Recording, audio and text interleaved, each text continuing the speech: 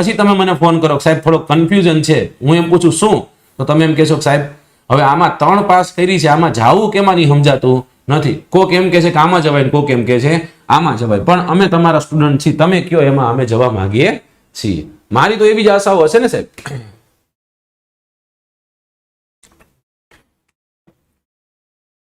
જો માત્ર 96 છોકરાઓ જોવે છે, હવે આ તો આપણી ઇન્સલ્ટ છે, રાઈટ, બેઇજ્જતી કરી રહ્યા આપ હોય. ચલો, તો ચેતાતંત્ર જે છે, ચેતાતંત્ર આપણે ભણતા હતા અને ચેતાતંત્રમાં આપણે ઘણું બધું ભણી ગયા છીએ. જેમ કે ચેતાતંત્ર જે છે, ચેતાતંત્રની શરૂઆત ક્યાંથી થાય એ આપણે વાત કરી હતી. ચેતાતંત્ર જે છે, ચેતાતંત્ર શું કામ છે એ આપણે વાત કરી હતી. આવી બધી વાતો ચેતાતંત્ર વિશે આપણે સમજ્યા છીએ, રાઈટ. તો માનવ ચેતાતંત્ર જે છે એ માનવ ચેતાતંત્રને આપણે 3 ભાગમાં વહેંચીને ભણીએ છીએ. ફટાફટ આપણે પીપીટી સ્વરૂપે જોઈ લઈએ, ઉતારવા જ માંડીએ. આ ચેતાતંત્ર છે, નર્વસ સિસ્ટમ છે, central nervous system, peripheral nervous system. ત્યાંથી આપણે આગળ ગયા હતા કે મનુષ્યની વિવિધ પ્રક્રિયાનું સહનિયમન અને નિયંત્રણ ચેતાતંત્રને મારફત થાય છે. મનુષ્યનું ચેતાતંત્ર અને અંતઃસ્ત્રાવી તંત્ર એક જ સાથે કાર્ય કરી આપણી બધી જ ક્રિયાઓ એટલે કે શારીરિક, ભાવનાશીલ, વર્તણૂક અને વિચારણાનું નિયંત્રણ અને સહનિયમન કરે છે. સાથોસાથ એ પણ આપણે યાદ રાખ્યું હતું ચેતાતંત્ર સ્નાયુઓનો અનૈચ્છિક ક્રિયાઓને એટલે કે હૃદયના ધબકારા અને શ્વાસોશ્વાસની પ્રક્રિયા એનું પણ સહનિયમન કરે છે. ચેતાતંત્ર જે છે એ માનવીનો એક તંત્રથી બીજા તંત્ર તરફનો પ્રસાર છે, રાઈટ. ત્યાંથી આગળ જઈએ, ચેતાતંત્ર જે છે અહીંયા આપણને જોવા મળે એનો સૌથી માઇન્યુટ એક યુનિટ જેને આપણે કહીએ છીએ પ્રાઇમરી યુનિટ, જેને આપણે ચેતાકોષના નામે ઓળખીએ છીએ, કે જેમાં શિખાતંતુ હોય છે, કે જેમાં કણિકાઓ હોય છે, જેમાં કોષકાય હોય છે, જે બહુ મહત્વનું છે. કોષ કેન્દ્ર હોય છે, રોબર્ટ હુક યાદ આવે, શ્વાનનો કોષ યાદ આવે, ચેતાક્ષ યાદ આવે, આપણને યાદ આવે મજ્જા આવરણ, આપણને યાદ આવે રેન્ડિયરની ગાંઠ, આપણને યાદ આવે ચેતાક્ષ જે છે એનો છેડો, આપણને યાદ આવે ચેતોપાગમીય ગાંઠ, રાઈટ. આવું હોય છે. ચેતાકોષની વાત કરી હતી સાહેબ, ચેતાકોષ જે છે એ ચેતાતંત્રનો એકદમ પાયાનો એકમ છે. કેવો છે? એકદમ પાયાનો એકમ છે. સાથે સાથે આપણે ત્યાંથી આગળ જઈ અને વાત કરી હતી સાહેબ આ ચેતાતંત્ર જે છે એ રચનાત્મક અને ક્રિયાત્મક એકમ છે. ચેતાતંત્રનો રચનાત્મક અને ક્રિયાત્મક એકમ એટલે ચેતાકોષ છે. એનું કાર્ય શું? તો કે ચેતા અર્મુગીઓ જે છે એને મોકલી નિયંત્રણ મેળવવાનું તેમજ વિવિધ પ્રકારની ઉત્તેજનાઓ શોધી અને ગ્રહણ કરી અને તેનું વહન કરવાનું છે. ચેતાકોષના મુખ્ય 3 પ્રકાર છે. એક છે કોષકાય, શિખાતંતુ અને છે અક્ષતંતુ. કોણ કોણ છે? કોષકાય, શિખાતંતુ અને અક્ષતંતુ. એમાં વાત કરીએ કોષકાય તો કોષરસ અને કોષ કેન્દ્ર શું છે? કોષરસ અને કોષ કેન્દ્ર ધરાવે છે અને ચેતાકોષનો મુખ્ય ભાગ છે. આ કોષકાયની ઉપર રહેલા નાના તંતુ હોય ને આપણે શિખાતંતુ કહીએ, મોટા તંતુ, લાંબા તંતુ હોય ને આપણે અક્ષતંતુ કહીએ. કઈ રીતના મેસેજ પાસ થાય? તો સંદેશાઓ છે શિખાતંતુ સુધી પહોંચે છે, ત્યાંથી કોષકાય સુધી પહોંચે છે અને કોષકાય લઈ જાય છે અક્ષતંતુ સુધી, રાઈટ. તો this is how it works. આવી રીતના એ કામ કરે છે. શરીરના કોષોમાં રાસાયણિક પ્રક્રિયા થાય છે અને ચેતાકોષ જે છે એના શિખાતંતુઓ વીજ પ્રવાહ સ્વરૂપે ગ્રહણ કરે છે અને રાસાયણિક પ્રક્રિયાઓ દ્વારા વીજ પ્રવાહ ઉત્પન્ન કરે છે, જેને આપણે ઉર્મી વેગના નામે ઓળખીએ છીએ. બે ચેતાકોષો વચ્ચે થોડો અવકાશ જોવા મળે છે, જેને આપણે ચેતોપાગમ કહીએ છીએ. માનવ ચેતાતંત્રને 3 ભાગમાં વહેંચીએ: મધ્યસ્થ ચેતાતંત્ર, પરિઘવર્તી ચેતાતંત્ર અને સંવેદનગ્રાહી અંગો, રાઈટ. એમાં સૌથી પહેલા વાત કરી મધ્યસ્થ ચેતાતંત્ર, તો એમાં મગજ અને કરોડરજ્જુનો સમાવેશ થાય છે. જ્યારે પરિઘવર્તી ચેતાતંત્રમાં મસ્તિષ્કની ચેતાઓ અને કરોડરજ્જુની ચેતાઓ, આ બેની ચેતાઓનો સમાવેશ કેમાં થાય? પરિઘવર્તી ચેતાતંત્રમાં, એટલે કે પેરિફેરલ નર્વસ સિસ્ટમ. આને આપણે કહીશું સેન્ટ્રલ નર્વસ સિસ્ટમ. ત્યાંથી આગળ જઈએ, મુખ્યત્વે આમ જોઈએ ને તો ચેતાઓના 3 પ્રકાર છે. એક છે સંવેદી ચેતાઓ, એક છે પ્રેરક ચેતાઓ અને એક છે મિશ્ર ચેતાઓ. સંવેદી ચેતા નામ ઉપરથી ખબર પડી ગઈ. અંગોમાંથી મગજ સુધી સંદેશાનું વહન કરવાનું, રાઈટ. કોઈ પણ વસ્તુની સંવેદના તમને થાય છે એ મગજ સુધી પહોંચાડવાનું કામ કોણ કરે? સંવેદી ચેતાઓ કરે. કોણ કરે? સંવેદી ચેતાઓ કરે. જ્યારે પ્રેરક ચેતા શું કરશે? તો કે મગજથી શરીરના અંગો તરફ સંદેશાઓનું વહન કરશે. માથાકૂટ થઈ ગઈ એવો પહોંચાડ્યો મગજ સુધી મેસેજ, હવે શું કરવું છે એ મેસેજ કોણ કરશે? પ્રેરક ચેતાઓ જે છે, પ્રેરક ચેતાઓ પહોંચાડશે એ સંદેશાને, પણ મગજ એને મોકલ્યું હશે. મિશ્ર ચેતાઓ તો કે એમાં 2 આવે સાહેબ, મગજથી શરીરના ભાગો તરફ અને શરીરના ભાગોથી મગજ તરફ. પણ ખાસ યાદ રાખવાની, એમાં 2 પ્રકારની ચેતા હોય. એક છે સંવેદી ચેતા, જ્યારે પ્રેરક ચેતાનું નામ બદલી જાય અને અહીંયા એનું નામ થઈ જાય ચાલક ચેતા, એટલે કે મધ્યસ્થ ચેતાતંત્રથી અંગો તરફ જાય અને આ અંગો તરફથી મધ્યસ્થ ચેતાતંત્ર તરફ આવતી સંવેદનાઓ છે. ત્યાંથી આપણે વાત કરી મધ્યસ્થ ચેતાતંત્ર. મધ્યસ્થ ચેતાતંત્ર એ શરીરની તમામ ક્રિયાઓનું નિયમન અને નિયંત્રણ કરતું ચેતાતંત્ર છે, રાઈટ. મધ્યસ્થ ચેતાતંત્રને 2 ભાગમાં વહેંચી, એક છે મગજ અને કરોડરજ્જુ. પેરિફેરલમાં શું જોયું? મગજની નસો અને કરોડની નસો, રાઈટ. નથી કહેતા મગજની નસનો ખેંચ, તો એ આવે પેરિફેરલ નર્વસ સિસ્ટમમાં. તો હવે જોઈએ આપણે સાહેબ માનવનું મગજ જે છે, માનવનું મગજ શું છે? આર્યું માનવનું મગજ એકદમ ક્રૂર છે, રાઈટ. અને આ મનુષ્યનું મગજ જે આ કવિ ફરી રહ્યા છે આવી રીતના ગોર ગોર ગોર ગોર ગોર ગોર. હવે આમાં આપણે નાની મોટી વાતો કરી હતી, બરાબર. ચલો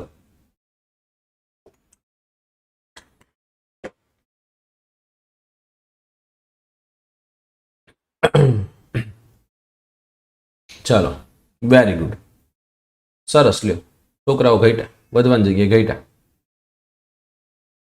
કાંઈ વાંધો નહીં. ચાલો સાહેબ,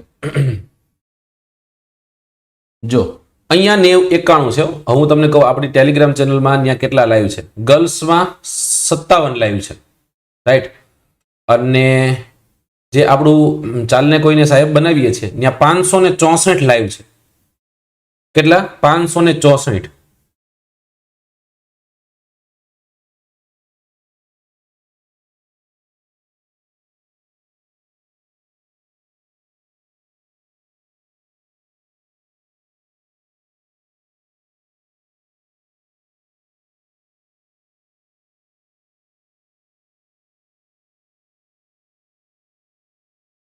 चलो આવું છે આ તો. બોલો, કિસે કહે ये दर्द हम.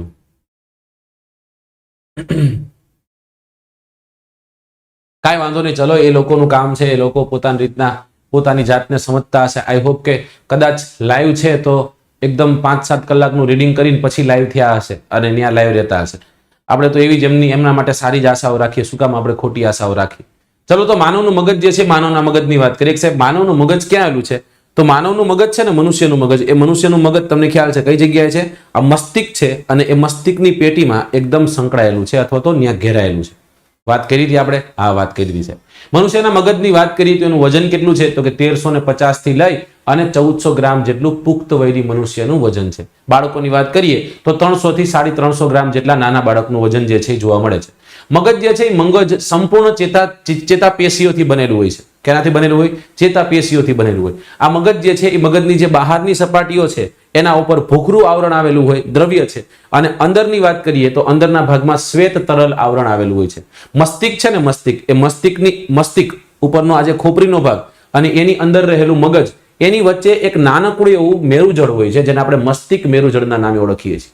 અને એટલા જ માટે જ્યારે આમાં આપણે થઈએ, મગજ તો ત્યાં ફ્લેક્સિબલ છે, રાઈટ. અને ત્યારે જે ઓલા મગજને યાંત્રિક આંચકાઓ લાગે ને, એ આંચકાઓથી બચાવે છે. પ્રશ્ન પૂછાય કે મગજને યાંત્રિક આંચકાઓથી કોણ બચાવે છે? મગજને યાંત્રિક આંચકાઓથી કોણ બચાવે? ત્યારે તમારે કહેવાનું કે મગજને યાંત્રિક આંચકાઓથી મસ્તિષ્ક મેરુજળ બચાવે છે. કોણ બચાવે છે? મસ્તિષ્ક મેરુજળ બચાવે છે. આપણા શરીરમાં જેટલો પણ ઓક્સિજન ઇન્ટેક કરીએ છીએ આપણે, એ ઓક્સિજન બહાર નીકળે ત્યારે ઓછો થઈ જાય છે. 19% જેટલો આપણે એલેબરેટ કહીએ, અને જ્યારે લઈએ ત્યારે 21% જેટલો ઓક્સિજન લઈએ છીએ, રાઈટ. પણ એ જેટલો ઓક્સિજન 16%, સોરી, જ્યારે આપણે ઓક્સિજન લઈએ છીએ એ ઓક્સિજન જેટલો આપણા શરીરમાં છે ને, એ ઓક્સિજનના 20% જેટલો ઓક્સિજન આપણા મગજ છે ને, મગજ ઉપયોગમાં લઈ લે છે. વિચાર, આ મગજના પાછા 3 ભાગ છે મુખ્ય. એક છે અગ્ર મગજ, એક છે મધ્ય મગજ અને એક છે પશ્વ મગજ. પછી આપણે જોઈએ તો અગ્ર મગજમાં શેનો સમાવેશ થાય? તો બૃહદ મસ્તિનો સમાવેશ થાય, થેલામસનો સમાવેશ થાય અને હાઇપોથેલામસનો સમાવેશ થાય. મધ્ય મગજ તો એકદમ મધ્યમાં આવેલું એક મગજ છે, જેને આપણે મધ્ય મગજ કહીએ છીએ. પછી આપણે જોયા હતા કે સાહેબ છેલ્લું મગજ, જેને આપણે પશ્વ મગજ કીધું. પશ્વ મગજમાં શું આવે? તો કે સેતુ આવે, એમાં આવશે અનુમસ્તિક આવશે, રાઈટ, નાનું મગજ આવશે, અને લંબ મજ્જા આવશે. લંબ મજ્જા એટલે સૌથી છેલ્લો ભાગ. પછી આપણે વારાફરતી વાત કરી હતી સાહેબ અગ્ર મગજ મનુષ્યના શરીરનો મનુષ્યના મગજનો સૌથી મોટો ભાગ છે. 3 ભાગમાં વહેંચાયેલું છે: બૃહદ મસ્તિષ્ક, થેલામસ અને હાઇપોથેલામસ. જો આપણે અગ્ર મગજની બીજી વાત કરીએ તો એક જોડી નાના મગના દાણાના આકારના નક્કર હોય છે. તે માત્ર ને માત્ર મગજમાં વક્ષો દેખાય છે, કારણ કે સંપૂર્ણ બૃહદ મસ્તિષ્ક જે છે એમાં ઘેરાયેલું. આ ન યાદ રહે તો કાંઈ વાંધો નહીં, એને કાઢી નાખો સાઈડમાં. પણ જે યાદ રાખવાનું છે એ છે બૃહદ મસ્તિષ્ક. બહુ મહત્વનું છે, કારણ કે આ જ બૃહદ મસ્તિષ્ક છે ને, અગ્ર મગજનો સૌથી વિકસિત અને સૌથી જટિલ ભાગ છે. અને બે લોબમાં વહેંચાયેલો છે, 2 ગોળાર્ધમાં ફાટાયેલો છે. મતલબ કે 2 ફાટાઓ છે, રાઈટ. મતલબ કે ફાટાઓથી 2 ભાગમાં છૂટો પડેલો છે. અલગ અલગ 2 ગોળાર્ધો છે. એક છે પશ્ચિમ અને એક છે પૂર્વ, એક છે લેફ્ટ અને એક છે રાઈટ, રાઈટ. હવે આ 2 જે ગોળાર્ધો છે, 2 ગોળાર્ધો, એ 2 ગોળાર્ધો જે છે એમાં ચેતાતંતુના પટ્ટાઓ હોય છે, જેને આપણે કહીએ છીએ કેલોસમકાય. શું કહીએ છીએ? કેલોસ્મકાય. ઇંગ્લિશમાં આવી રીતના પણ વચાય, રાઈટ. ત્યાંથી આપણે વાત ગયા હતા આગળમાં કે બૃહદ મસ્તિષ્ક છે. એ બૃહદ મસ્તિષ્કમાં શું હતું? તો બૃહદ મસ્તિષ્કને આપણે 4 ભાગમાં વહેંચ્યું હતું: અગ્ર કપાલી ખંડ, મધ્ય કપાલી ખંડ, ત્યારબાદ હતું શંખક ખંડ અને પશ્વ કપાલી ખંડ. પછી અગ્ર કપાલી ખંડ વિશે જોયું હતું, મધ્ય કપાલી ખંડ વિશે જોયું હતું, આ બધું આપણે કરી નાખ્યું હતું. પણ હવે જ્યાં આપણે જઈ રહ્યા છીએ એ આપણે શું ભણવાના છીએ? તો કે હવે આપણે ભણવાના છીએ આપણા સંવેદનગ્રાહી અંગો. આને ભણી નાખ્યું છે તમે એક વખત ફટાફટ ધીમે ધીમે ધીમે હું ક્રમશઃ આને ઉતારું છું, તમે એક વખત ખાલી નજર નાખી દો. રાઈટ, ચલો વજન દીધું છે, મને ખબર છે સાહેબ કેટલું છે બરાબર. ત્યાંથી આપણે આગળ જઈએ તો મગજની સંપૂર્ણ રચના ચેતાપેશીથી બનેલી છે. સપાટી પર ભૂખરું દ્રવ્ય, અંદરના ભાગમાં શ્વેત દ્રવ્ય, મસ્તિષ્ક મેરુજળથી ઘેરાયેલું, 20% જેટલા ઓક્સિજનનો ઉપયોગ કરે. 3 ભાગ અગ્ર મગજ, મધ્ય મગજ, પશ્વ મગજ. અગ્ર મગજની વાત કરીએ તો અગ્ર મગજમાં બૃહદ મસ્તી, થેલામસ અને હાઇપોથેલામસનો સમાવેશ થાય. રાઈટ, જ્યારે અંત એટલે કે છેલ્લો મગજ જેને પશ્વ મગજ કહે, જેમાં સેતુ, અનુમસ્તી અને લંબ મજ્જાનો સમાવેશ થાય. અગ્ર મગજની વાત કરીએ, મગજનો સૌથી મોટો ભાગ છે, 3 ભાગમાં વહેંચાયેલો છે. રાઈટ, ધ્રાણ પિંડો, બૃહદ મસ્તી, થેલામસ અને હાઇપોથેલામસ છે. ત્યાંથી આપણે આગળ ગયા, જે આ બૃહદ મસ્તી સૌથી વિકસિત જટિલ ભાગ છે, ફાટથી છૂટો પડેલો છે. રાઈટ, અને આ બે વચ્ચે કેલોસમ કાઈ હોય છે. બૃહદ મસ્તિષ્કની વાત કરીએ તો આ ગોળાર્ધમાં 4 ખંડો હોય છે, અગ્ર કપાલી ખંડ, મધ્ય કપાલી ખંડ, શંખક, અને શંખક પછી આપણે જોયો તો છેલ્લો જેને આપણે કીધું પશ્વ કપાલી ખંડ. અગ્ર કપાલી ખંડની વાત કરીએ તો ઐચ્છિક અને અનૈચ્છિક ક્રિયા જેમ કે યાદ શક્તિ, સમજણ શક્તિ, વિચાર, વાણી તેમજ હલનચલન અને સ્વયંવર્તી ચેતાનું નિયમન કરે છે. મધ્ય કપાલી ખંડની જો આપણે વાત કરીએ તો સ્પર્શ, ગંધ, તાપમાન, દર્દ વગેરે જેવી સામાન્ય સંવેદન શક્તિઓ જે છે એની સાથે જોડાયેલો છે. શંખક ખંડની વાત કરીએ તો અવાજની સંવેદનાના નિયંત્રણ કાર્યક્ષમતા સાથે જોડાયેલો છે. આ ઉપરાંત ધ્રાણ કોષો આવેલા હોય છે. ત્યારબાદ છે પશ્વ કપાલી ખંડ, દ્રષ્ટિના કેન્દ્રો આવેલા હોય છે. બધી વાતો કરી લીધી છે આપણે, બધી વાતો આપણે કરી લીધી છે. પશ્વ મગજ જોઈ લીધું હતું, અનુમસ્તી જોઈ લીધું હતું, સેતુ જોઈ લીધું, લંબ મજ્જા જોઈ લીધું હતું, કરોડરજ્જુ એટલે કે સ્પિનલ કોડની પણ આપણે વાત કરી હતી કે શરૂઆત લંબ મજ્જાથી થાય. 31 જોડ ચેતાઓના સમૂહ જે છે એ કરોડ સ્તંભમાં રક્ષાયેલી નળાકાર રચના હોય છે. મગજથી અંગો તરફ અને અંગોથી મગજ તરફ જે સંદેશાનું વહન કરે એમાં જે ધોરીમાર્ગ તરીકે ઉપયોગ બનતો હોય છે એ છે આ, એટલે એને આપણે ધોરીમાર્ગના નામે પણ ઓળખીએ છીએ. કરોડરજ્જુ જે છે પરાવર્તિત ક્રિયાઓને પણ પ્રેરે છે. અને પરાવર્તિત ક્રિયા આપણે જોયું કે મગજ જે છે મગજની સભાનતા વિના કરોડરજ્જુ અંગો પાસે જે કાર્ય કરાવી લે એને પરાવર્તિત, જેને આપણે રિફ્લેક્ટરી કહીએ. રાઈટ, કાંટો વાગતા તરત જ પગ ઉપર લઈ લે, કોઈ ગરમ વસ્તુને તપેલીને અટતા તરત જ આપણે હાથ ખેંચી લઈએ, ઉધરસ, આંખના પલકારા વગેરે વગેરે વગેરે. રાઈટ, ચલો તો અહીંયાથી આગળ ગયા હતા સંવેદનગ્રાહી અંગોમાં આપણે ભણતા હતા, જેમાં આંખ, કાન, નાક, જીભ અને ત્વચાની વાત કરવાની છે. જેમાં આપણે આંખમાં હતા. ક્યાં હતા? આંખમાં હતા. ફરી એક વખત આપણે આંખ આખી ભણી લઈએ.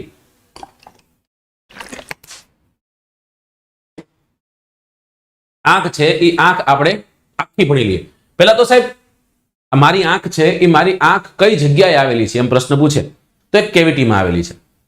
આ નસલ કેવિટી છે, આ બકલ કેવિટી છે. એવી રીતના અહીંયા પણ એક કેવિટી છે જેને આપણે ગુજરાતીમાં ગુહા કહીએ. શું કહીએ? ગુહા કહીએ. અને એવી આંખની એક ગુહા આવેલી છે, નેત્ર ગુહા. અને એ નેત્ર ગુહાની અંદર આ આંખનો ડોળો સ્થિત છે. મતલબ કે આંખ જે છે એ આંખ ત્યાં સ્થિત છે. રાઈટ, એનો વ્યાસ પૂછી નાખે તો યાદ રાખજો, આવા પોઈન્ટ્સ યાદ રાખવાના છે. આ યાદ રાખવાનું છે, આ યાદ ન રહે ચાલે, પણ આ પૂછાવાની સંભાવનાઓ ખરી કે સાહેબ આંખ છે એનો વ્યાસ કેટલો છે? તો કે 2.5 સેન્ટીમીટરનો વ્યાસ હોય. કેટલા સેન્ટીમીટરનો વ્યાસ હોય? 2.5 સેન્ટીમીટરનો વ્યાસ જે છે વ્યાસ આપણને જોવા મળે છે. હવે આંખ છે, આંખ કઈ રીતના જોઈ શકે છે કોઈ પણ વસ્તુને? કોણ કહેશે મને? આંખ છે એ આંખ કઈ રીતના જોઈ શકે? યસ, વજન પણ યાદ રાખજો, 6 થી 8 ગ્રામ જેટલો છે. ગોળાકાર હોય છે એ પણ યાદ રાખજો. ચલો, આંખ જોઈ કઈ રીતના શકે? 2.5 સેન્ટીમીટર. Very good.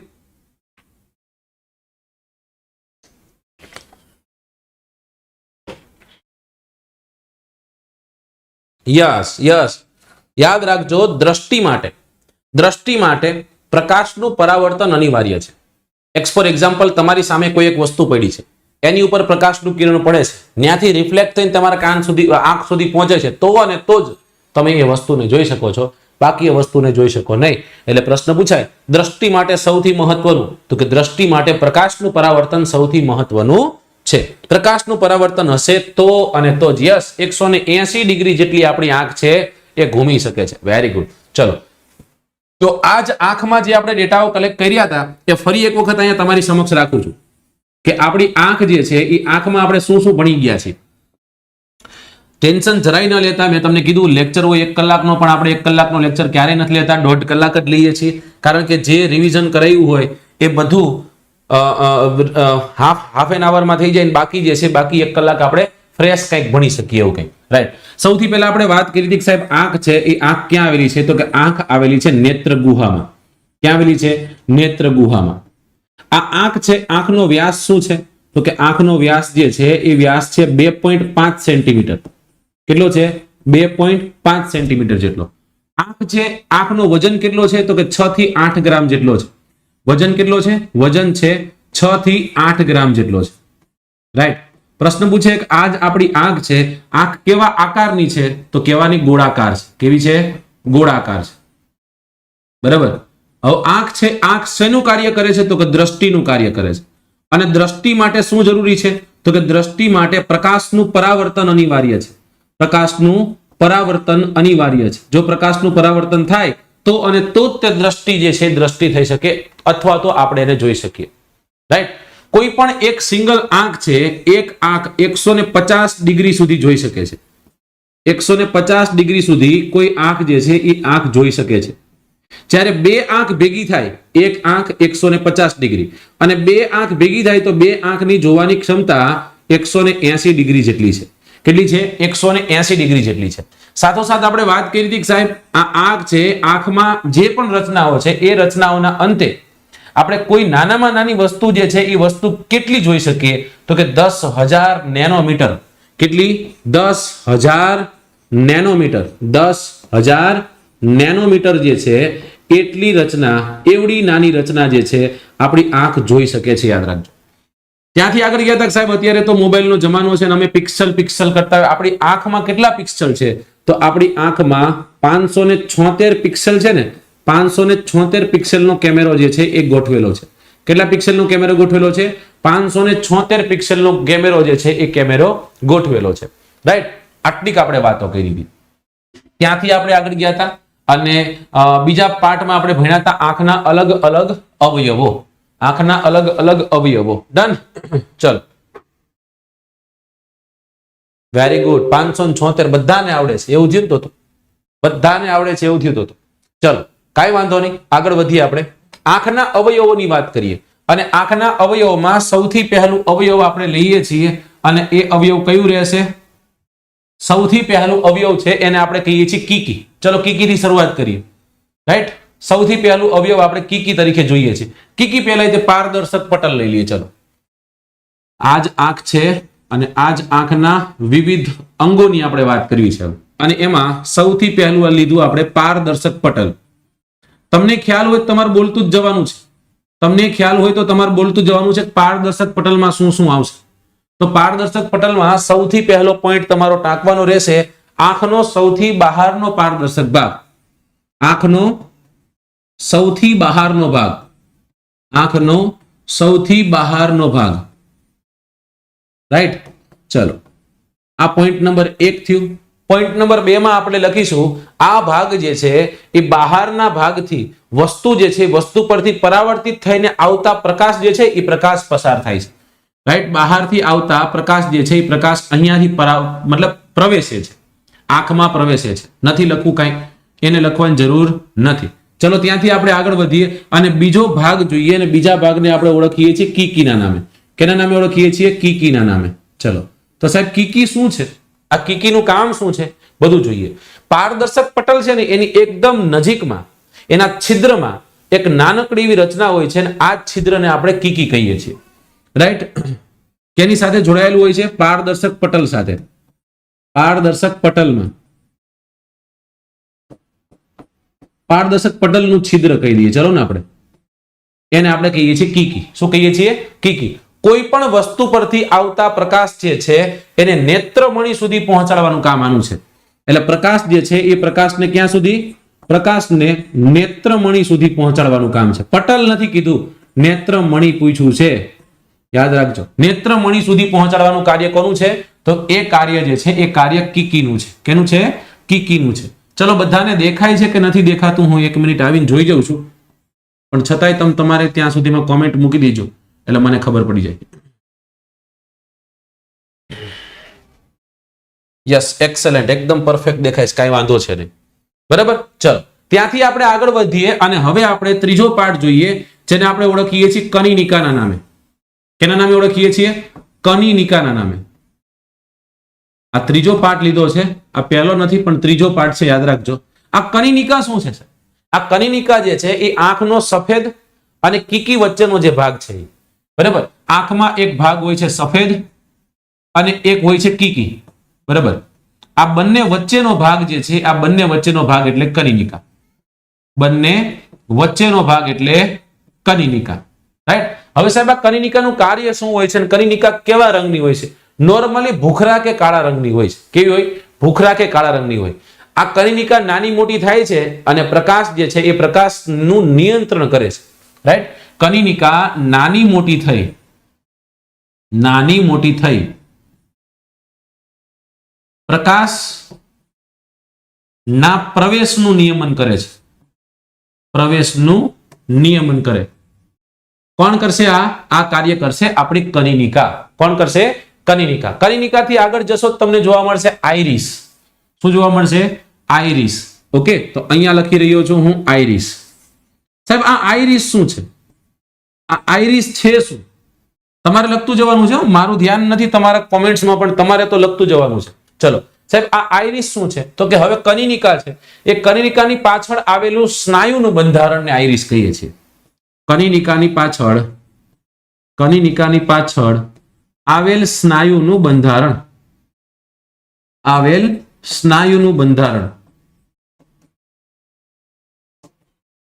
જેને આપણે કહીએ છીએ આઈરિસ. શું કહીએ છીએ?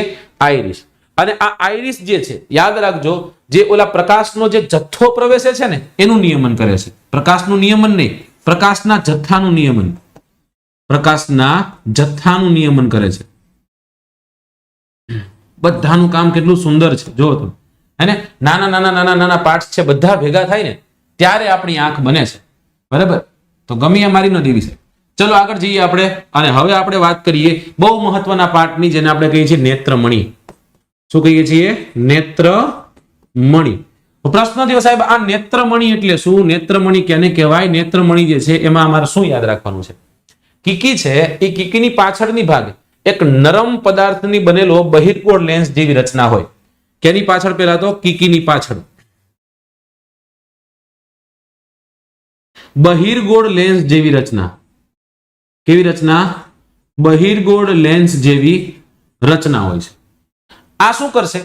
આ નેત્રમણી જે છે એ નેત્રમણી વડે પ્રકાશ જે આવતો હોય ને, પ્રકાશ, એ પ્રકાશના કિરણોનું વક્રીભવન થાય છે, રાઈટ. અને એ વક્રીભવન થઈ અને જે વસ્તુનું પ્રતિબિંબ છે એ નેત્રપટલ સુધી પહોંચશે. નેત્રમણી મારફતે શું થશે? પ્રકાશનું વક્રીભવન થશે. અને પ્રકાશનું વક્રીભવન થઈ, વક્રીભવન એટલે શું પાછું તમને ખબર હોય જોઈએ. વક્રીભવન થઈ હવે પ્રકાશ જે છે અથવા તો જે પણ દ્રષ્ટિગોચર થઈ રહી છે એ ક્યાં સુધી પહોંચશે? નેત્રપટલ સુધી પહોંચશે. ક્યાં પહોંચશે? નેત્રપટલ સુધી પહોંચશે. તો હવે પાછો પ્રશ્ન થાય ને તમને, તો સાહેબ નેત્રપટલ શું કહેવાય? નેત્રપટલ પહેલા હું તમને કહી દઉં, સિલિયરી સ્નાયુ આવેલા હોય છે જેને આપણે સિલિયરી મસલ્સ કહીએ છીએ. શું કહીએ છીએ? સિલિયરી મસલ્સ કહીએ છીએ. તો સિલિયરી સ્નાયુઓ પણ કામના છે. આ સિલિયરી સ્નાયુનું કામ શું છે? તો કે સિલિયરી સ્નાયુનું કામ છે કે જે આપણી આંખ છે ને, આપણી આંખ, એમાં જે નેત્રમણી છે, નેત્રમણીને પોતાની જગ્યાએ જકડી રાખવાનું કામ છે. કેની સાથે જોડાયેલું હોય છે? તો કે નેત્રમણી સાથે જોડાયેલું હોય છે. તો નેત્રમણીને પોતાની સાથે જકડી રાખવાનું. નેત્રમણીને પોતાની સાથે જકડી રાખવાનું. ને જકડી રાખવાનું લખું છું. આ કામ કોણ કરે? સિલિયરી સ્નાયુ કરે. અને આ મંદા પડી જાય તો પછી બેતાલ આવી જાય. બધે મતલબ કે લઘુ દ્રષ્ટિ, ગુરુ દ્રષ્ટિ બે તમને જોવા મળે, રાઈટ. કારણ કે આ સિલિયરી સ્નાયુઓ જો નબળા પડી જાય તો યોગ્ય પ્રમાણમાં નેત્રમણી જાડી પાતળી થઈ શકે નહીં. એટલે નેત્રમણીને જાડી પાતળી કોણ કરે? તો એ પણ આ જ કરે. નેત્રમણી જે છે એ નેત્રમણીને જાડી પાતળી કરે. અને આ જાડી પાતળી થઈને જ તે હવે વસ્તુનું પ્રતિબિંબ ક્યાં સુધી પહોંચવાનું છે? તો કે વસ્તુનું પ્રતિબિંબ પહોંચવાનું છે નેત્રપટલ સુધી. ક્યાં સુધી? નેત્રપટલ સુધી. નેત્રપટલ શું છે? તો એક પડદો છે. આની ઉપર હવે જે પ્રતિબિંબ પડ્યું છે એ કેવું છે? તો કે ઊંધું પડ્યું છે. યાદ રાખજો. હવે આપણે સીધા આવી જઈએ નેત્રપટલમાં. નેત્રપટલ. આ નેત્રપટલ એટલે શું? તો કે સાહેબ નેત્રપટલ એટલે એક એવો પડદો, મનુષ્યના આંખની અંદરના ભાગમાં આવેલો એક સંવેદનશીલ અંગ કે જે જગ્યાએ પ્રકાશના સંવેદી કોષો આવેલા હોય. શું અહીંયા આવેલા હોય? પ્રકાશના સંવેદી કોષો આવેલા હોય. એટલે પ્રકાશ છે ને, પ્રકાશ એને ઓળખી શકે એવા કોષો અહીંયા આવેલા હોય. કોષી નહીં, સંવેદી કોષ. બરાબર. અને હવે જે પ્રતિબિંબ પડ્યું નેત્રપટલ પર એ કેવું પડશે? તો કે પ્રતિબિંબ પડશે ઊંધું. યાદ રાખજો, પ્રતિબિંબ પડશે ઊંધું. હવે આ ઊંધું પડેલું છે પ્રતિબિંબ, એને સીધું કરવાનું કાર્ય કોનું છે? તો કે એ તમારે યાદ રાખવાનું છે, દ્રષ્ટિ ચેતાનું છે. કોનું છે? દ્રષ્ટિ ચેતાનું છે. તો છેલ્લો પાઠ આપણે જોઈ રહ્યા છીએ અને એ છે દ્રષ્ટિ ચેતા. અને દ્રષ્ટિ ચેતાનું કાર્ય શું છે?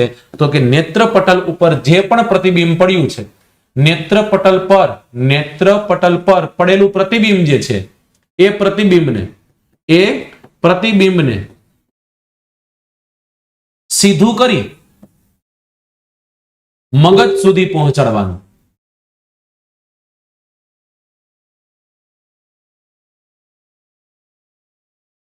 આ કાર્ય કોનું છે? આ કાર્ય છે દ્રષ્ટિ ચેતાનું. તો આપણે આંખમાં આટલીક વાતો યાદ રાખવાની હતી. જો સાહેબ એક વાત તમને ચોખ્ખી કહું, હમણાં તમને ફટાફટ હમણાં તમને પીડીએફ બતાવી, પીપીટી બતાવી દો, તમને આનંદ થશે. રાઈટ? પણ એક વાત મગજમાં ચડાવજો, આ વાત જે હું તમને કહી રહ્યો છું એ, કે અત્યારે જે તમે ભણી રહ્યા છો, અત્યારે જે તમે ધ્યાન દઈ રહ્યા છો, એકદમ જબરદસ્ત ધ્યાન દઈ રહ્યા છો સાહેબ. રાઈટ? આ બધું તમને કામ લાગવાનું છે. આ બધું તમને જ્યારે પરીક્ષામાં બેસશો ને ત્યારે કામ લાગવાનું છે. તો મેક શ્યોર કે તમારું ધ્યાન જરા પણ ન હટે, કારણ કે નજર હટે દુર્ઘટના ઘટે.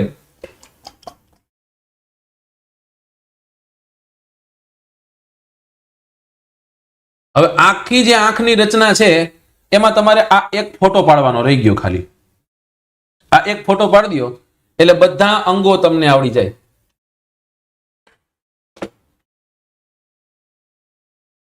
ચલો, ઓકે, યસ. બાકી બધું છે. જો સાહેબ આ કાઢી નાખું, ફોટો પાડી લ્યો. 5 ગણું છું, 1 2 3 4 5. ચલો ડન. જો આ બધું છે, આમાં તમને વધુ મજા આવે, મને ખ્યાલ છે, આનંદ આવે, કારણ કે કલરનું બતાવ્યું, તમને એમ જ થાય કે આ હગલગલિયાત થાય. બરાબર? પણ એમ નહીં. આ બધું જે મેં તમને કીધી એ જ વાત છે. ઓકે, જે મેં તમને ભણાવી છે એ જ વાત છે આંખની. તો આંખના બધા અવયવો આપણે ભણી ગયા છીએ. આંખના જેટલા પણ અવયવો ભણવાના હતા એ બધા અવયવો આપણે ભણી ગયા છીએ. નેત્રપટલ ભણી ગયા આપણે બધી નાની રચનાઓ જે છે, નાની રચનાઓ આપણે ભણી ગયા. રાઈટ? હવે આપણે જઈએ છીએ આગળ, અને આગળ જઈ અને થોડીક બીજી વાતો પણ કરીએ કે મનુષ્ય શરીરની આંખ છે ને એની વિશેષતાઓ વિશે વાત કરીએ. યાદ રાખજો, આપણી આંખ રહી ને, આંખ એક જ સમયમાં કરોડ રંગ પારખી શકે. મનુષ્યની આંખ એક સમયમાં કરોડો રંગ પારખી શકે. એક જ સમયમાં કરોડો રંગ પારખી શકે. વિચારો, એક જ સમયે કરોડો રંગ પારખી શકે.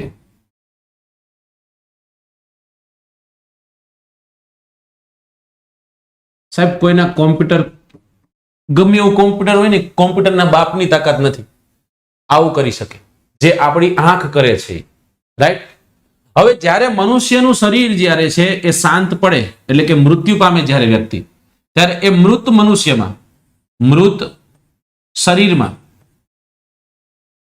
આ આંખ જે છે ને, આંખ એ 6 કલાક સુધી જીવતી રહે છે. કેટલા કલાક સુધી જીવતી રહે છે? 6 કલાક સુધી જીવતી રહે છે. આ ડેટા યાદ રાખજો, પૂછાઈ ગયેલો પ્રશ્ન છે કે મનુષ્યના મૃત શરીરમાં આંખ કેટલા કલાક સુધી જીવતી રહે છે? તો 6 કલાક સુધી જીવતી રહે છે. રાઈટ? આંખની એક નાનકડો એવો ભાગ છે અને એ છે કીકી. યાદ રાખજો, આંખમાં બધી જ રચનાઓ અલગ અલગ થશે, પણ આંખની કીકી એક એવી રચના છે કે જ્યારે વ્યક્તિ જન્મે ને, જન્મ સમયે જે આકારની અને જે કદની હશે ને, એ જ કદની આજીવન રહેશે. એમાં કોઈ પણ જાતના ચેન્જીસ થઈ શકશે નહીં. પ્રશ્ન પૂછાય, મનુષ્યના શરીરના આંખનો કયો એવો ભાગ કે જે જન્મ સાથે જે કદ ધરાવતો હતો તે જ કદ પોતાની તમામ લાઈફ સુધી, જ્યાં સુધી જીવે છે ત્યાં સુધી રહે છે. રાઈટ? ચલો, તો હવે આપણે દાનમાં માનીએ છીએ, દાન પુણ્યમાં માનીએ છીએ, તો હવે સાહેબ આપણે દાન પુણ્ય કરીએ. મનુષ્ય જે છે એ મનુષ્યના શરીરના આંખનો કયો ભાગ દાનમાં દેવામાં આવે છે? તો યાદ રાખજો, આંખનો ડોળો. આંખનો ડોળો. આંખનો ડોળો એટલે શું? આંખનો ડોળો એટલે બીજું કઈ નહીં, કોર્નિયા. શું છે? કોર્નિયા. પ્રશ્ન પૂછાઈ ગયો છે કે મનુષ્યને આંખનો કયો ભાગ દાનમાં અપાય છે? તો કે યાદ રાખજો, કોર્નિયા નામનો ભાગ છે. આ કોર્નિયા નામનો ભાગ દાનમાં અપાય છે. ઓકે, ચલો ત્યાંથી આપણે આગળ જઈએ. આંખ છે ને, આંખ એક ગ્રંથિ આવેલી છે આંખમાં, અને એ ગ્રંથિનું નામ છે લેક્રેમલ નામની ગ્રંથિ. આંખમાં આવેલી ગ્રંથિ કઈ છે? તો કે આંખમાં એક ગ્રંથિ જોવા મળે છે, અને એ ગ્રંથિનું નામ છે લેક્રેમલ ગ્રંથિ. કઈ ગ્રંથિ છે? લેક્રેમલ નામની ગ્રંથિ.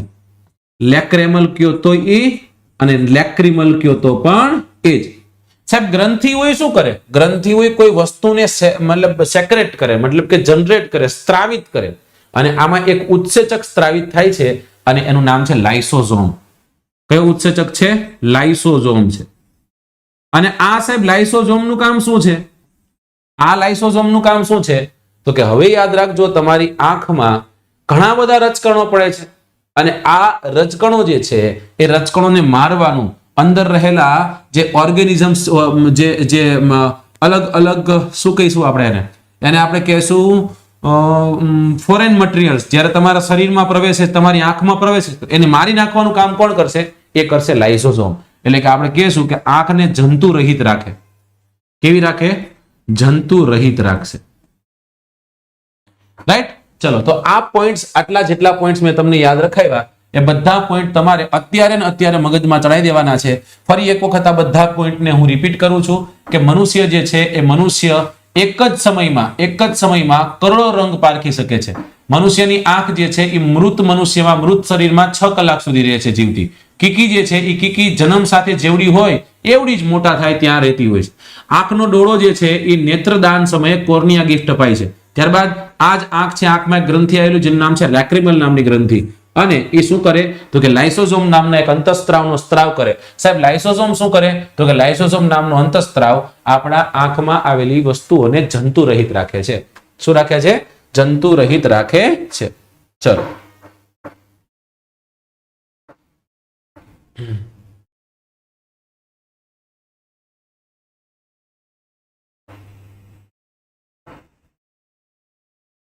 ઓકે.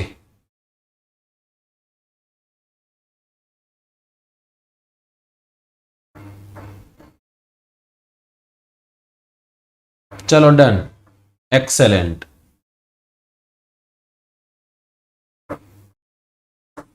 આગળ વધીશું.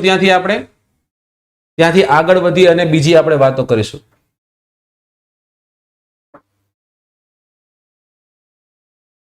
હિમાંશુ પ્રજાપતિભાઈ, મેં ક્યાં બેવું કીધું? લાળ ગ્રંથિમાં લાઇસોઝોમ આવે.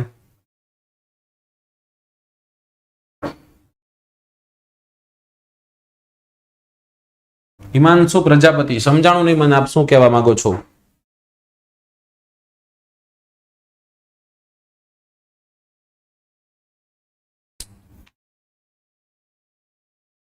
आंसर इट जल्दी थी आंसर करो भाई.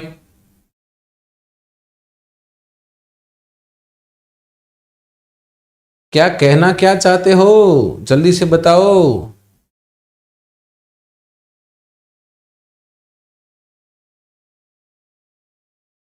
हाँ, એટલા બધા ભાગો હતા, એમાંથી નેત્રદાન વખતે કોર્નિયા ગિફ્ટ અપાય. રાઈટ? કોર્નિયા જે છે, કોર્નિયા ગિફ્ટ અપાય છે.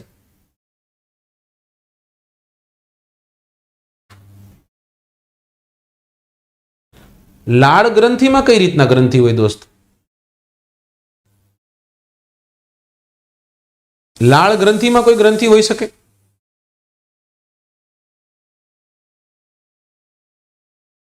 તમે ક્યાંક અલગ જગ્યાએ જઈ રહ્યા છો. યુ આર ડિસ્ટ્રેક્ટિંગ મી. ચલો, કઈ વાંધો નહીં, આપણે આગળ વધીએ. આટલું યાદ રાખજો. છેલ્લે આપણે યાદ રાખ્યું છે લાઇસોઝોમ, લેક્રિમલ નામની ગ્રંથિ આવેલી હોય છે, જે લાઇસોઝોમ જે છે લાઇસોઝોમનો સ્ત્રાવ કરે છે. અને લાઇસોઝોમનું કાર્ય શું છે? તો કે લાઇસોઝોમનું કાર્ય એ છે જંતુ રહિત કરવાનું. શું કરવાનું? જંતુ રહિત કરવાનું.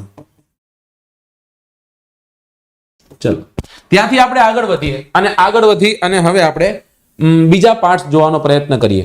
તો આટલા ફેક્ટ્સ જે પૂછાય છે એ મેં તમને તમારી સામે મૂક્યા. આ બધા ફેક્ટ્સ તમારે યાદ રાખી લેવાના છે. પૂછાય તો પછી એમ ન કહેતા કે સાહેબ તમે નતું કરાવ્યું કે કરાવ્યું હતું આજ. ચલો હવે આપણે એના ડિસઓર્ડર્સ વિશે વાત કરીએ. કોઈ પણ વસ્તુનું પ્રતિબિંબ જો નેત્રપટલ કરતા આગળ પડે કે પાછળ પડે તો એ લઘુ દ્રષ્ટિ અને ગુરુ દ્રષ્ટિ થાય છે. કઈ રીતના તમને સમજાવવાનો પ્રયત્ન કરું? રાઈટ, તમને સમજાવવાનો પ્રયત્ન કરું. ચલો અહીંયા આપણે એને ડ્રો કરી અને સમજાવવાનો પ્રયત્ન કરું છું તમને. અહીંયા ચલો, અહીંયા એક આંખ છે. આ જે અત્યારે હું ડ્રો કરી રહ્યો છું એ આંખનો ભાગ છે. બરાબર, તમને ખ્યાલ છે કે અહીંયા એક કોઈ વસ્તુ પડેલી છે. અહીંયા કોઈ એક વસ્તુ પડેલી છે. ફોર એક્ઝામ્પલ અહીંયા તમારો મોબાઈલ પડેલો છે. અહીંયા તમારો શું પડેલો છે? મોબાઈલ પડેલો છે. બરાબર, અને હવે આ મોબાઈલને તમે જોઈ રહ્યા છો. મોબાઈલ તરફ તમે તમારી દ્રષ્ટિ ગોચર કરી રહ્યા છો. તમે જોઈ રહ્યા છો મોબાઈલને. બરાબર, અને એ મોબાઈલ જે છે એ મોબાઈલ પર પ્રકાશના કિરણો પડ્યા. કેના કિરણો પડ્યા? મોબાઈલ પર પ્રકાશના કિરણો પડ્યા. અને એ પ્રકાશના કિરણો આપાત થઈ અને પછી એ કિરણો જે છે કિરણો ક્યાં જાય છે? તો કે એ કિરણો જે છે એ કિરણો તમારી આંખ તરફ આગળ વધે છે. કેની તરફ આગળ વધે છે? તમારી આંખ તરફ આગળ વધે છે. હવે તમારી આંખ તરફ આગળ વધે છે તો અહીંયા એક લેન્સ આવેલો હશે. અહીંયા શું આવેલો હશે? એક લેન્સ આવેલો હશે. આ લેન્સ જાડો પાતળો થાય. લેન્સ જાડો પાતળો થઈ અને હવે શું કરશે? તો કે હવે અહીંયા આવેલો હોય નેત્રપટલ એટલે કે પડદો હોય. રાઈટ, અને આ પડદા ઉપર શું હતા? કેવા કોષો હતા? મેં તમને કીધું હતું સંવેદી કોષો હતા. કેવા કોષો હતા? સંવેદી કોષો. એ કોષો સુધી આ પ્રતિબિંબને પહોંચાડવાનો પ્રયત્ન કરશે. કોષો સુધી આ પ્રતિબિંબને પહોંચાડવાનો પ્રયત્ન કરશે. માય ડિયર ફ્રેન્ડ્સ, જો કદાચ અહીંયાથી એને આગળ લઈ જઈ અને કોષો સુધી પહોંચાડવાનો પ્રયત્ન કરે છે પરંતુ એનું પ્રતિબિંબ અહીંયા પડદાની આગળ પડે છે. ક્યાં પડ્યું? આ પડ્યું પડદાની આગળ. બરાબર, જો પડદાની આગળ પડી રહ્યું છે તો કંઈક કહેવાય છે. અને જો પડદાની પાછળ પડી રહ્યું છે તો કંઈક કહેવાય છે. હું તમને બહુ સાદી રીતના સમજાવવાનો પ્રયત્ન કરું કે આ વસ્તુનું પ્રતિબિંબ અહીંયા પડે છે. અહીંયા પડવાની જગ્યા તો ધૂંધળું જ દેખાવાનું છે ને. રાઈટ, જો એ પ્રતિબિંબ નેત્રપટલ કરતા આગળ પડે તો આને આપણે કહીએ છીએ લઘુ દ્રષ્ટિ. શું કહીએ છીએ? લઘુ દ્રષ્ટિ. પરંતુ આ અહીંયા રહેલો લેન્સ જાડો પાતળો થશે અને જાડો પાતળો થઈ અને હવે શું કરશે? તો કે હવે અહીંયા રહેલા આ જે કિરણો છે એ કિરણોને પ્રકાશના જે કિરણો છે એ પ્રકાશના કિરણો ક્યાં સુધી પહોંચશે? તો કે હવે એ તો આગળ જશે અને આ નેત્રપટલ પડદાની પાછળની સાઈડ પડ્યા. ક્યાં પડ્યા? નેત્રપટલ એટલે કે પડદાની પાછળની સાઈડ પડ્યા. અને પાછળની સાઈડ પડ્યા તો પણ આપણને એક્ઝેક્ટ ન દેખાઈ શકે. એક્ઝેક્ટ તો ક્યારે દેખાય? જ્યારે અહીંયા પડદા ઉપર જ તે એનું મધ્યબિંદુ બને ત્યારે. રાઈટ, હવે આ જે પરિસ્થિતિ બની, ગ્રીન પરિસ્થિતિ જે બની, એને આપણે ગુરુ દ્રષ્ટિ કહીએ છીએ. શું કહીએ છીએ? ગુરુ દ્રષ્ટિ કહીએ છીએ. તો પ્રશ્ન પૂછાય, ગુરુ દ્રષ્ટિમાં શું બને છે? તો કે ગુરુ દ્રષ્ટિમાં પ્રકાશના પરાવર્તિત થયેલા જે કિરણો છે એ નેત્રપટલની આગળની સાઈડ પડે છે. લઘુ દ્રષ્ટિમાં ગુરુ દ્રષ્ટિમાં શું બનશે? નેત્રપટલની પાછળની સાઈડ પડે છે. અને જો કદાચ રેગ્યુલર પડતા હોય તો કવિ જોઈ શકે છે. રાઈટ, ચલો